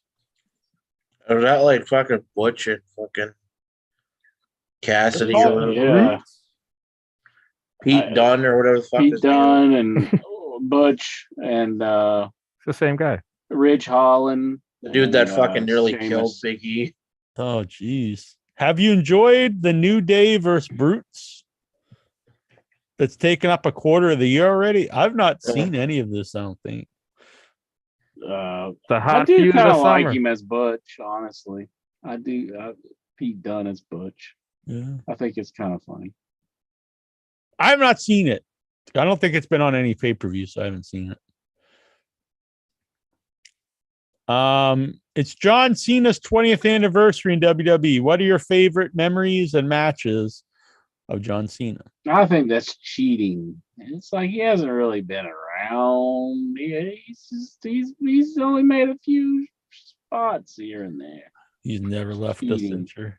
He has totally left us. He's doing exactly like The Rock did. And he said, I'll never do what The Rock did. And he's totally doing it. I agree. That one promo, I think, was one of the most detrimental things to wrestling of the last 10 years because it made that a saying, the part-timer thing. And instead of a plus where you could bring in a guy that had a big name for an appearance or two, or even like a limited schedule, instead of having that in your back pocket, we can bring in Brock for a short period of time. We could bring in Goldberg. We could bring in anybody. Instead of just fans being excited for that, you made it a negative. And then it's hard to part-timers. Yeah, that was terrible, I think. I hate to be typical IWC, but I was not a fan of Cena for the last long period of time, but I was a big fan when he was rising up. I like the throwback era John Cena. And he usually delivered in matches. There was times he didn't, because I do think he no-sold. And I don't mean necessarily in the ring, but I remember lots of times where he would get beat up in a match, and then he would just immediately be on Raw like nothing happened, and he would no-sell, any kind of beat downs or people doing stuff to him. Mm-hmm. The Nexus stuff is a big example of that. But I don't know my favorite Cena match. He has a.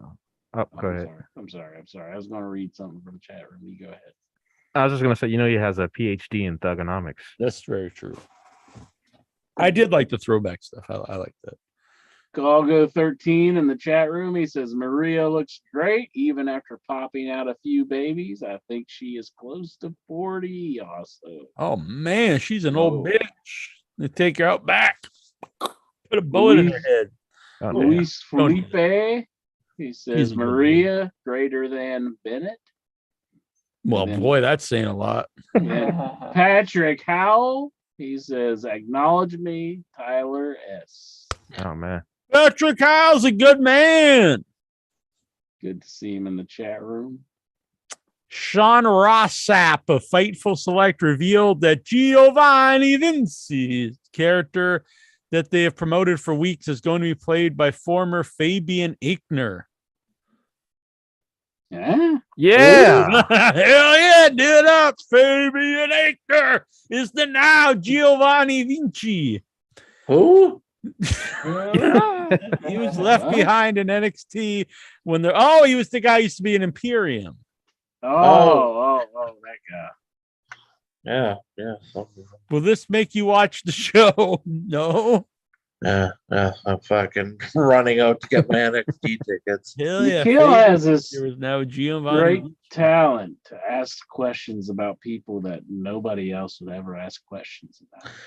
I don't know. He's one of my top, characters, Fabian Aichner. What was the name of that? One of my favorite wrestlers I've never seen.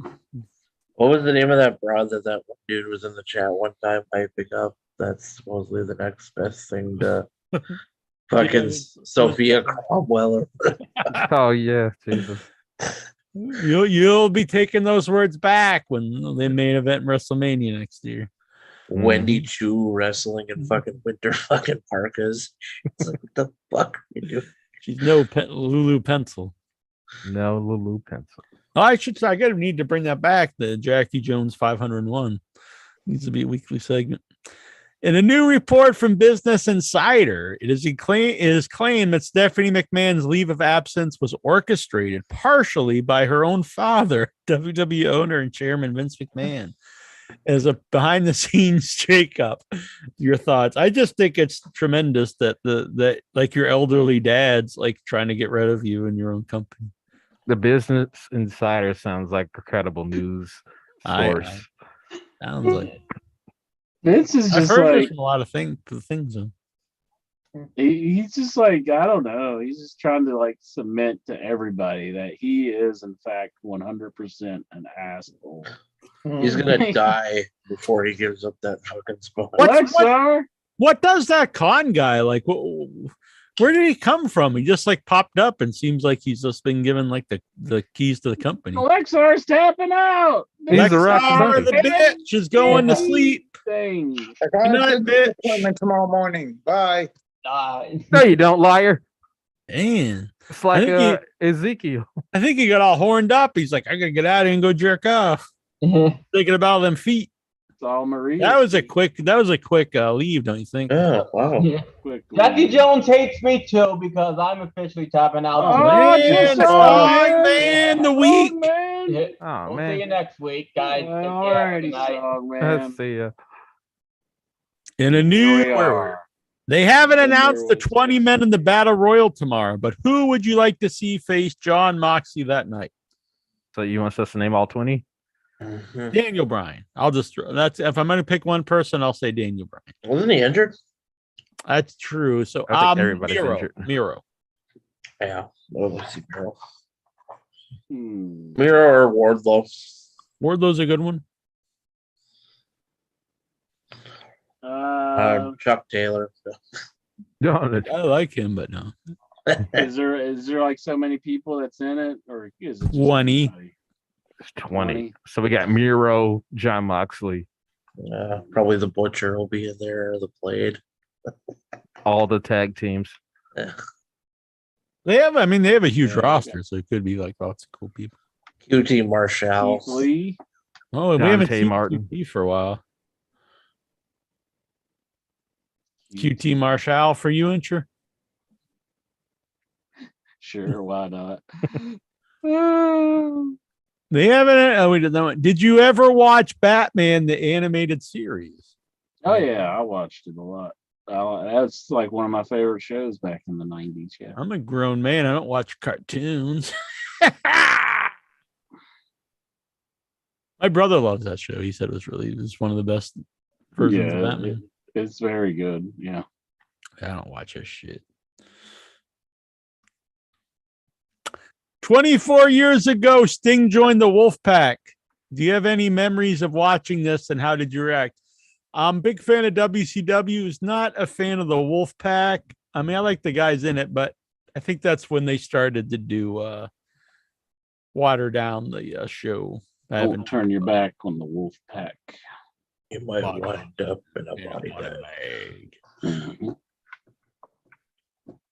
Thoughts on Jericho's tweet? For the record, AEW is the best sports entertainment company I've worked for, and Tony Khan is the best boss I've done business with. That's good. Oh, he's sticking it too. He's in character. Vince McMahon. Damn. That's good though. What the hell? I don't know. I'm trying. I believe the boss part, because most of the veterans say that. Vince is just sitting there and he's like, "What the hell, pal? I'm just putting in order to fire my own daughter. And you're taking shots at me." Jeez. Monday's WWE Raw saw almost an MVP begin a new feud with the Dirty Dogs. Could this be the next great feud that we need? Yeah. Absolutely not. All jacked up for fucking Almost versus Bobby Roode. Dirty Dogs versus almost an MVP. And is this getting your jollies, getting your ding dong hard? New boom Yeah. period. Of course it is. Oh man, it's ripping my pants. Your right Mothman Heiny Shiny. Oh yeah, you know it. Glover 13, I used to watch Batman the animated series after school. Good stuff. Stay in school, kids. Mm-hmm. Gotta do that learning. Get all smart and stuff, and you can do a show like this. Mhm. Yeah. You know, Don't do that. Don't get in the podcast. Waste of your life. I saw Dwayne. I was he's in my 20s. podcasting. Now I'm an old man, and I've got What? nothing to show for it. Dwayne's podcasting. I read that on Twitter. Who? Dwayne. Oh, Maybe that's why we ain't seen him. He's all it's busy been like with 10 his own- years. It hasn't been 10 years, has it? Probably been 5 or 6. I could see that. Yeah. It's probably the minority that aren't podcasting, though. Honestly, Yeah, no. If you don't have a podcast, what's wrong with you? yeah, it's like not having a tattoo or something. Don't get tattoos. Do you agree with this statement? No, yeah, hold on. Where am I? Oh, if anyone needed confirmation, all the vocal WWE fans left years ago to watch AEW, then just watch Hell in a Cell pay-per-view. Chicago used to be a hot WWE crowd. I don't believe that everyone left WWE. Look, I like AEW better, but I'm not going to be like crazy and say no one watches WWE. Yeah, I'm pretty sure people watch it still. Nobody. Do you agree with this statement? Both AEW and WWE are in a shitty spot with all these injuries. Of course, yeah. Of course. Mm-hmm. WWE is in worse spot because they don't even have enough cards to shuffle. Well, I think they're at a worse spot because they don't elevate any of their young guys. Very, very few. Yeah. They just keep. It's always we got to bring back Edge and Rock, and we put all our back Edge again. Roman Reigns, and I like Roman, but now he's barely there. Where's Cena these days? Get us Cena. John Cena's got a few more years left. Here's a good one for you, Incher. What are your favorite memories of Look Who's Talking, starring John Travolta and Kirstie Alley? I like when John Travolta picks up the bottle of milk and he starts adding it to his coffee. And Kirstie Alley goes, "That's breast milk," and he's like, "Oh, best part ever." Would you? Why is that any worse than drinking like the milk that came out of another animal's tit? Isn't that even nastier if you think about it? It's because women's breasts, ew, yucky. Like, I gotta go suck on this cow's tit. I mean, that's even nastier. Or this bull's tit. Wait a minute. Whoa. It's pretty awesome. Bruce Willis did the voice of the baby. I only drink milk that comes from almonds. How do you milk an almond? Very carefully. Man, Incher really knows all about this movie. This was a good question for you. This is probably one of your top 10, huh? It's been forever since I've seen it. Yeah. Wasn't Rosie O'Donnell? Every fucking line of the movie is like, I've seen it twice. Just repeats every line. We saw it last week. Probably watching it right now. It's got it on DVD. I can see the reflection in his eyes. He doesn't even need the sound on it because he can just quote it word for word. The best movie ever, Jack. Is Incher jerking it now? Oh, he's got the jerk cam up. The jerk cam. On this day in AEW history, Andrade El Dolo, whatever you say. El Idolo. First appearance. Have you enjoyed his run? Hell no. I think he sucks. I think he's the shits. I gave the guy a chance, but I see nothing in the man. And his stuff with this group is just the pile of dog shit. This is one of the worst things on the show. Now they brought in what's his face from New Japan. Maybe this will be all right. If you got to keep the guy, get everyone else out of the group, and maybe him and Roosh can be a good team. But I'm not a big fan of the bunny, Jack. No. And none of them go with him at all. Like, why is Blade and stuff with this guy? Then they just got one guy from the H2O or whatever. Yeah, the other guy got fired. Or his contract. Jack Evans and what the fuck is like why would they be hanging out with this guy? Oh yeah, and Helico. What the fuck? This group sucks. They're like, his name sounds kind of Spanish, and Helico. Close enough. Thoughts on the recent quote by Paul London? London. Well, when I want to know, what's going on in wrestling, I go to Paul London. I go to Paul London. Last year, there had been very loose discussions between myself and AEW. And it was more so like, hey, I would like to help. There's a way for me to help from like a coaching standpoint or producer standpoint. London explained. Was shot down like immediately. Like, no. We've got enough coaches, got enough agents. I mean, nothing against the guy, but that was probably an honest answer. Yeah. That was Tony Khan's way of saying I'm the booker. Speaking of, did you see fucking WWE so desperate that they're desperate for agents that Curtis Axel's a fucking agent? It's weird that they hire so many agents of guys that like they didn't push at all as wrestlers. They never used and released.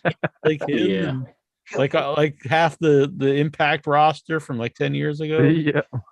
Well, after they chewed them up and spit them out, and they're willing to take a little less money, and they're like, okay. But why would it used to be? It was like Rick Steamboat and like these like guys that were known. Like I actually like Curtis Axel's fine, but like I don't know. Like, is he a guy that like he's gonna put together all your matches? I don't know. It seems very bizarre, just out of the blue. Mm-hmm. And nothing against Paul London. I mean, he wouldn't be like, man, we got to bring him in to run the show. They're just stooges. Vince is like, bring in Curtis Axel so he can start dancing again. Yeah, dance. Around. He's just, hey. Jesus, like their creative team is like Dana Warrior and Drake Maverick and Dewey. Holy, like, what the fuck? Dana Warrior. Do you think we'll ever see a Kane Dewey OnlyFans? Kane Dewey. Probably. Yeah, what the fuck? Their producers, their Dewey Foley. Their agents are. Someone held a sign to cane him when he was like 6. Like he should write the show. Their agents are Davari. I like Davari, but I mean, they didn't even want him to wrestle. They're like, you should just be a manager. Yeah. But fucking Abyss, who was never in the goddamn company. Yeah, I mean, again, I like the dude, but like, why is he doing anything in WWE? He did it. Jamie Noble. I thought they fired Abyss. I thought he's been gone for a little while. I'll be honest, I think Noble, that one actually I get, because I think he was a really good wrestler. He just was never really. But like I think everyone kind of agreed that he was a good wrestler. Petey Williams was never in the fucking company. Yeah, that doesn't make sense at all. Kenny Dykstra, what the fuck? Oh, really? Yeah. Good for him. But another guy like they fired like 20 years ago. This is like the one holdout from the Spirit. He's like not even that old. No, he's probably like 38 or something. Yeah. How weird. I mean, they're easily replaceable. They know if they want to fire him, they could just say, you're out of here. You think there'd be like a lot of older wrestlers though that would be more qualified? I don't know, like Ricky Morton. Well, they had Pat Buck forever. They always had Dean Malenko and Pat Buck and fucking they're all with AEW. Yeah, maybe WWE saw the trend and they were like, all right, let's just get rid of these fucking old guys. They're gonna go to AEW anyway, so Davari won't leave us. Yeah. They'd never won. They'd never won Curtis Axel. So Paul London should contact WWE. He might have a better shot. Yeah. Name your favorite wrestlers in AEW. Favorite male singles wrestler. What the fuck? Favorite Maxwell Jacob Friedman. MJF's up there. If I really like. I probably Punk. But he's hurt at the moment. Punk, Bryan, Moxley. Yeah. I like Miro. I like a lot of the guys. Darby. Well, I mean, that roster, there's a lot of like dudes on it. You know? He was in AEW. Nick Gage. Intro was your favorite if you had to pick one. Bryan Danielson. He is. Yeah. Wrestling wise, I'd say he's probably my favorite to watch. So. Yeah. Favorite female singles. Britt Baker. I also like Ruby Soho, but I'd say Britt Baker's the best all around. Mm-hmm. I don't mind Thunder Rosa. She's pretty I like her. Nikki Gage. Intra's a big fan of Emi Sakura. Hey, notice how the Japanese Fed is like gone from AEW. Yeah, they're not. Well, you see them every once in a while, but I think a lot of it was the travel. Omega bringing in all those like random like Yumi Yushashoto, and I'm like, who the fuck is this? Favorite tag team?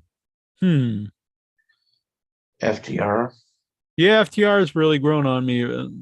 Yeah, I'd say FTR right now. Luther and Serpentico. Serpentico. Hook and Danos. There we go. Yeah, FTR is probably number one right now, I would say. They do have a lot of good teams on it. Favorite faction? And at the same There's like two. There was a whole bunch at one point, but I think a lot of them have split up.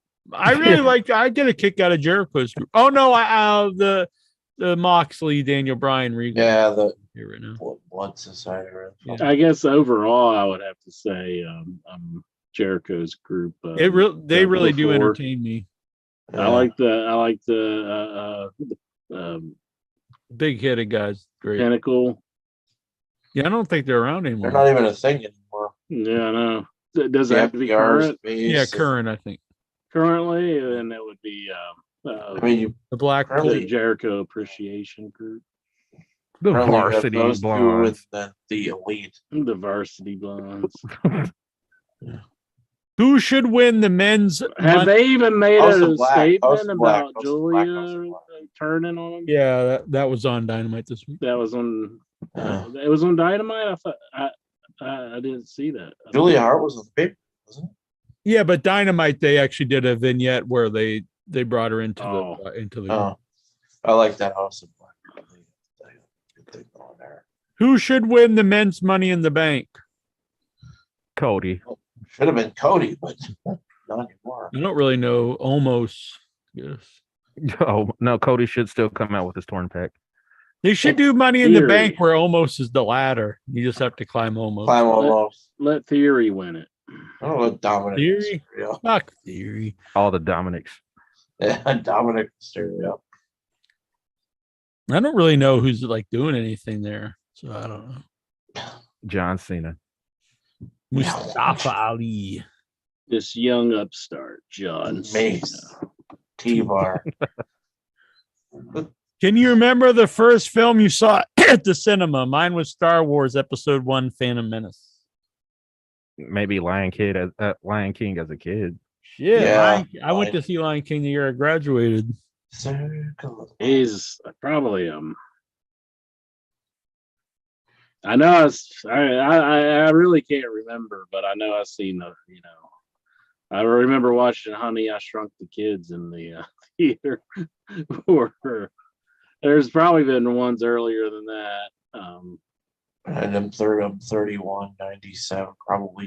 Teenage Mutant Ninja Turtles, I remember seeing the first one. I know my mom took me to Titanic.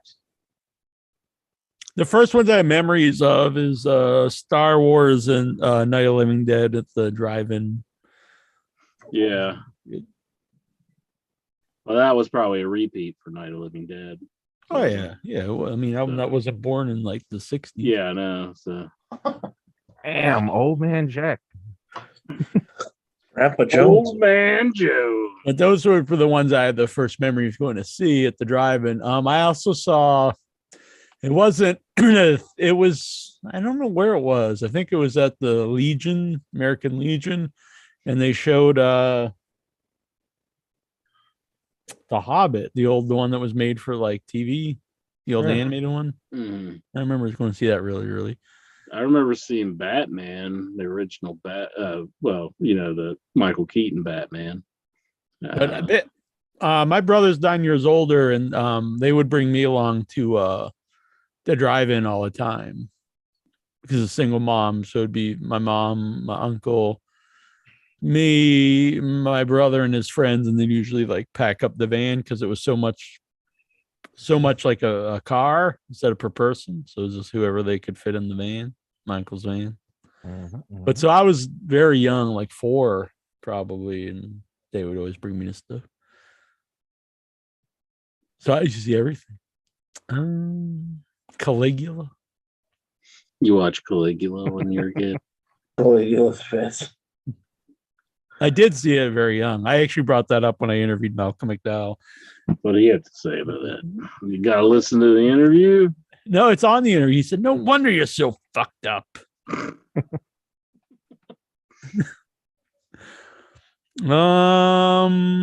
Any holidays coming up? The Jubilee. Fucking calendar. Yeah, get the calendar, dude. I mean, New Year's Eve. The Heady Jubilee's coming up. The Incher Jubilee. We're gonna make a cake for Incher. Mm-hmm. IYH Juneteenth. That's got to be one of the dumbest questions I think ever asked on the show. Give him some points for that. Yeah. Give him some points for that. Lexar's got a worse one. I don't think I'll pay for the New Japan versus AEW pay-per-view because I'm not that interested in New Japan. There was no question there. I'm actually looking forward to that show. Mm-hmm. Luis Felipe, he says, give me 1 point for Teenage Mutant Ninja Turtles. Luis Felipe! Hey, aha! Bruce Kursenka's in here. Roseanne was the second movie as the second baby. Roseanne? I don't know what that is in reference to. Doggo 13 says Never Ending Story is the first movie he Never saw ending story. in the theater. I remember the first time I seen it, but I didn't see it. Very in depressing theaters. movie. Yeah, the whole the horse in the quicksand part. That's pretty. I interviewed the princess. The princess. Yeah. It's on YouTube if you want to watch it. It's good. This is the last question. Is AEW losing its brand identity by adding New Japan? No. I think their fans actually really into that kind of thing. Oh yeah. Oh, I do remember watching Look Who's Talking in the theaters as well. I bet you do. Yeah.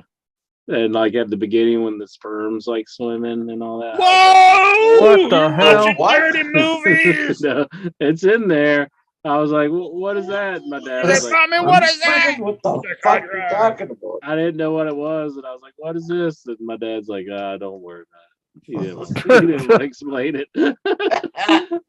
I'm sure that's not the only movie you saw with sperm on the screen. Oh, man. Does your dad in the same room? That's like the big intro to the whole thing. So I remember everybody laughing. That's usually the big finale. Yeah. I remember everybody laughing, and I didn't know what the hell they were laughing at, and I didn't know what those squiggly things were. Now you know. I really don't know what they are. We'll have a talk after the show. Okay, thank you. Tyler Stevens wants to know, if you went to a wrestling show and Lexar was sitting behind you, what would you do? Cover my asshole. I just be like, let's just get this over with. Bend over. It's like prison. Just drop the soap on purpose. Spike it onto the floor. Lexar, who had a better? Like, I really want to finish this show here, Lexar. Let's just get it done. It's like you're willing to put that up for a wrestling show. That would be like fucking the best wrestling show ever. Yeah, for Lexar. Yeah, really. It would be for him. If you got a piece of that sweet inch ass. He doesn't even want that. Lexar, who had a better pipe bomb? CM Punk from Raw, June 2011, or MJF from AEW Dynamite last week? MJF.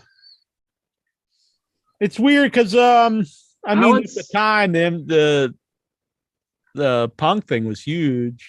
And I would say the Punk one felt more real. Like they really just gave him a mic to go out there and talk.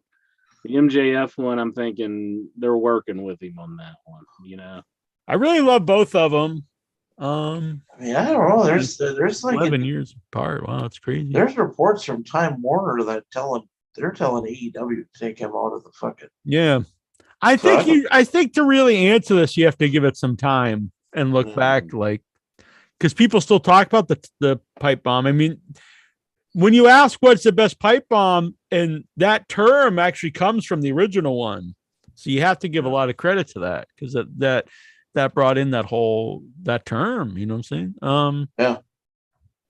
So will we still be talking about the MJF one in 10 years? I don't know. But I think they're both very memorable. They were both great to watch, but which was going to have more impact and stuff, I think we'll have to wait and see. Yeah, I haven't seen the MJF one, but my guess is if they prove it's a work, we won't be talking about it. Yes, very possible. That's true too. Lexar, the WWE is holding off the women's tag team championship tournament. Are you surprised? I think that they should just take this opportunity just to drop them. Yeah, just let Sasha, the unprofessional Sasha and Naomi, be the last champions. Yeah, there's pointless.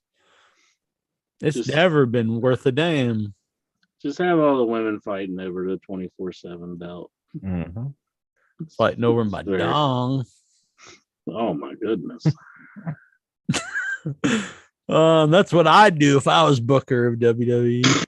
I thought that's what Michael Hayes is doing already. Michael Hayes is like, we're butting in on my gig. God, we gotta hire this guy. He's got a good mind for wrestling. Gotta build some fences here. Lexar, speaking of the women's tag titles, are the belts resting comfortably in the WWE warehouse? And will it be on display at WrestleMania Access next year? I don't fucking who the fuck knows? Yes.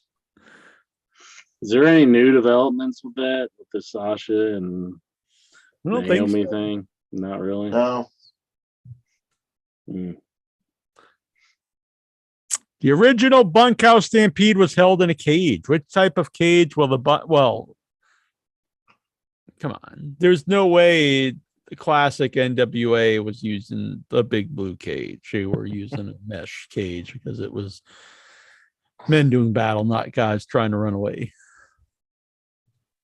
I think it needs to be in a big blue cage. Yeah, but then we need to do something different. A mockery of professional wrestling. A new thing.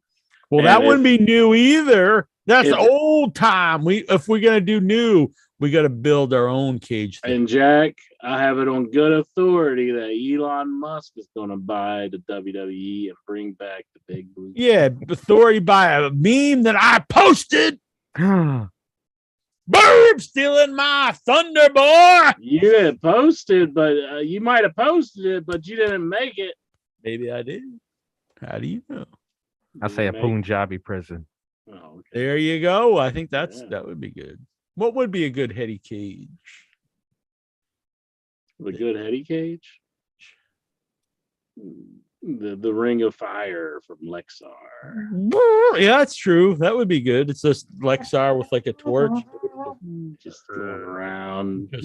And his barbed wire. I think that picture we saw of Lexar at the wrestling, that's the real Lexar. Just this emotionless face. Emotionless void of it's like Michael Myers, the blackest eyes, the devil's eye. It's like a doll's eye. He's a good man, though. That's the last thing you see before he burns you alive. but right before he Lexars you. Or why he's Lexar. Oh. The winner of the bunkhouse stampede as a boot, as a trophy. Do you think the winner of the bunkhead stampede gets a replica top hat? Sure, why not? We'll see. I think they're going to get this used bandana that I wore tonight. Hard hat. I like that. The hard hat. Lexar, did Dobbs, Dean Maya, and Nikhil Callahan gracefully bow worship and acknowledge the Queen during her jubilee? Let's ask him. Yeah, we got to ask him. They did answer. Nikhil said, no. And Dobbs said, why are you asking the show?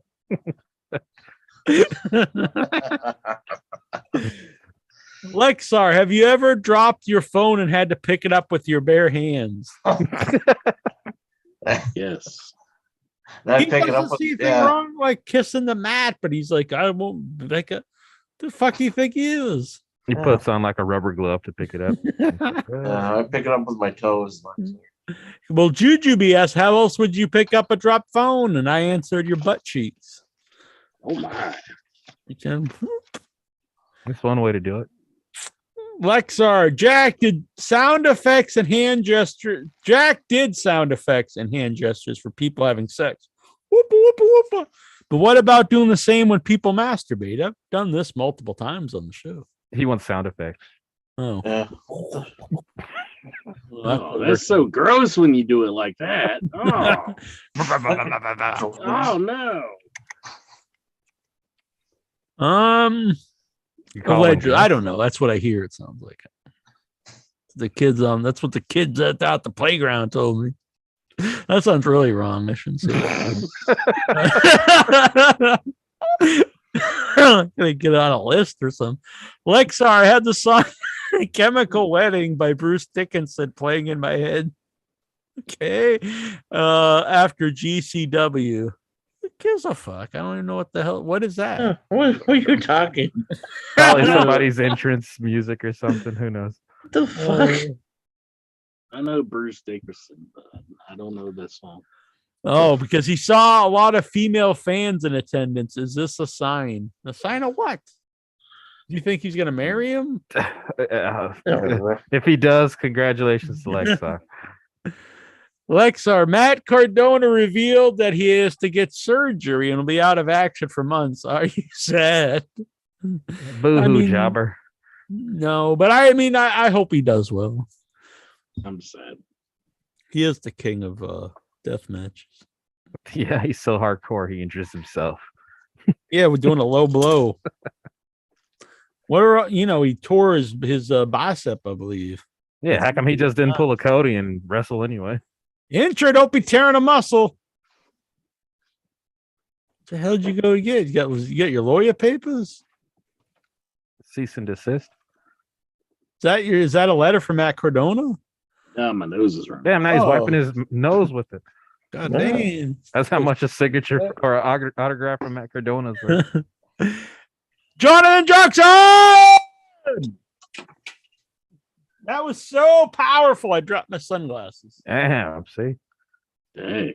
How many times have you podcasted injured? I don't think I've ever podcasted healthy. What? Chopped and bottom, head to toe. I've been mentally scarred from the first episode, so I'm always injured. Are you proud you met me, Incher? Yes. Nice. Jonathan. That was serious. I wouldn't lie about that. Are super kicks allowed in the Bunkhead Stampede tour, or do you have to control your narrative? No holds barred. No holds barred, but you can't do a list of these holds. Tyler Stevens, what WCW cruiserweight would you choose to be your tag partner? Juventud Guerrera. I'm a big fan of Juventud. I'd probably pick the Raging Cajun. That's a good the juice and the goose. That's a match made in heaven. Like it, yeah. Lash LaRue. Juice and the goose. I thought Intro was going to say Queewee. Queewee, I could see Intro tagging Queewee. No Queewee. Jackson, do you have one?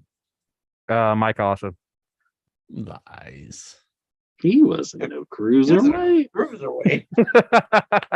He's the best cruiserweight ever. I'm stealing the juice. I'll pick someone different. La Parka. I do like La Parka. Yeah, we'll go with La Parka. We need a cruiserweight in AEW. That should be the next question. No. Dobbs Dean Maya, how many trilobytes are in a gigabyte? I think trilobyte's bigger than a gigabyte, isn't it? I don't even think trilobytes are parts of data. That's some different shit. It's like a troglodyte. The fucking isn't it kilobyte, megabyte, gigabyte, terabyte, and then bite of my ass. I don't know if it gets past terabyte now. What does Michael P.S. Hayes have in his fanny pack?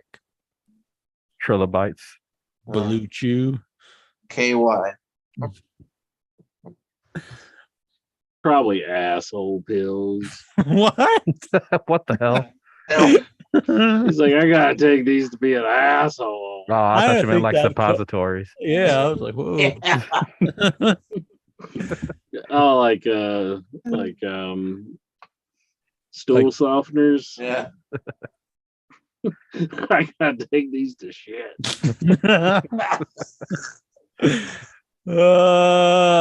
Tony Oberstar would enter like Michael P.S. Hayes. Would enter like Michael P.S. Hayes tears pectoral muscle off the bone, giving him the old hot Carl. I don't know what the hot Carl is. Go look this up. Whatever happened to Cheeseburger? Bruce in the chat room, he's asking.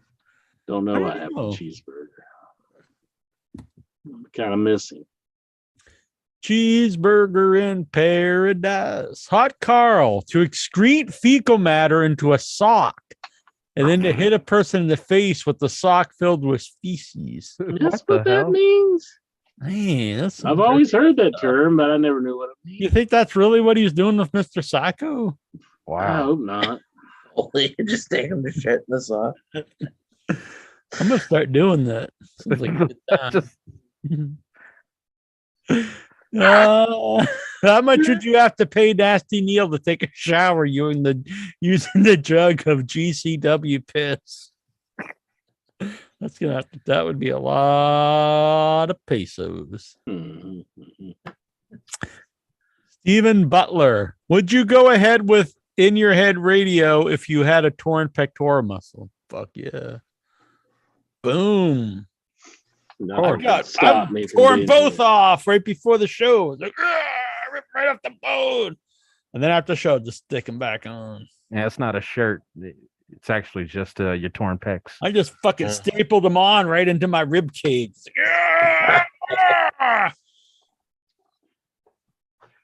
Man.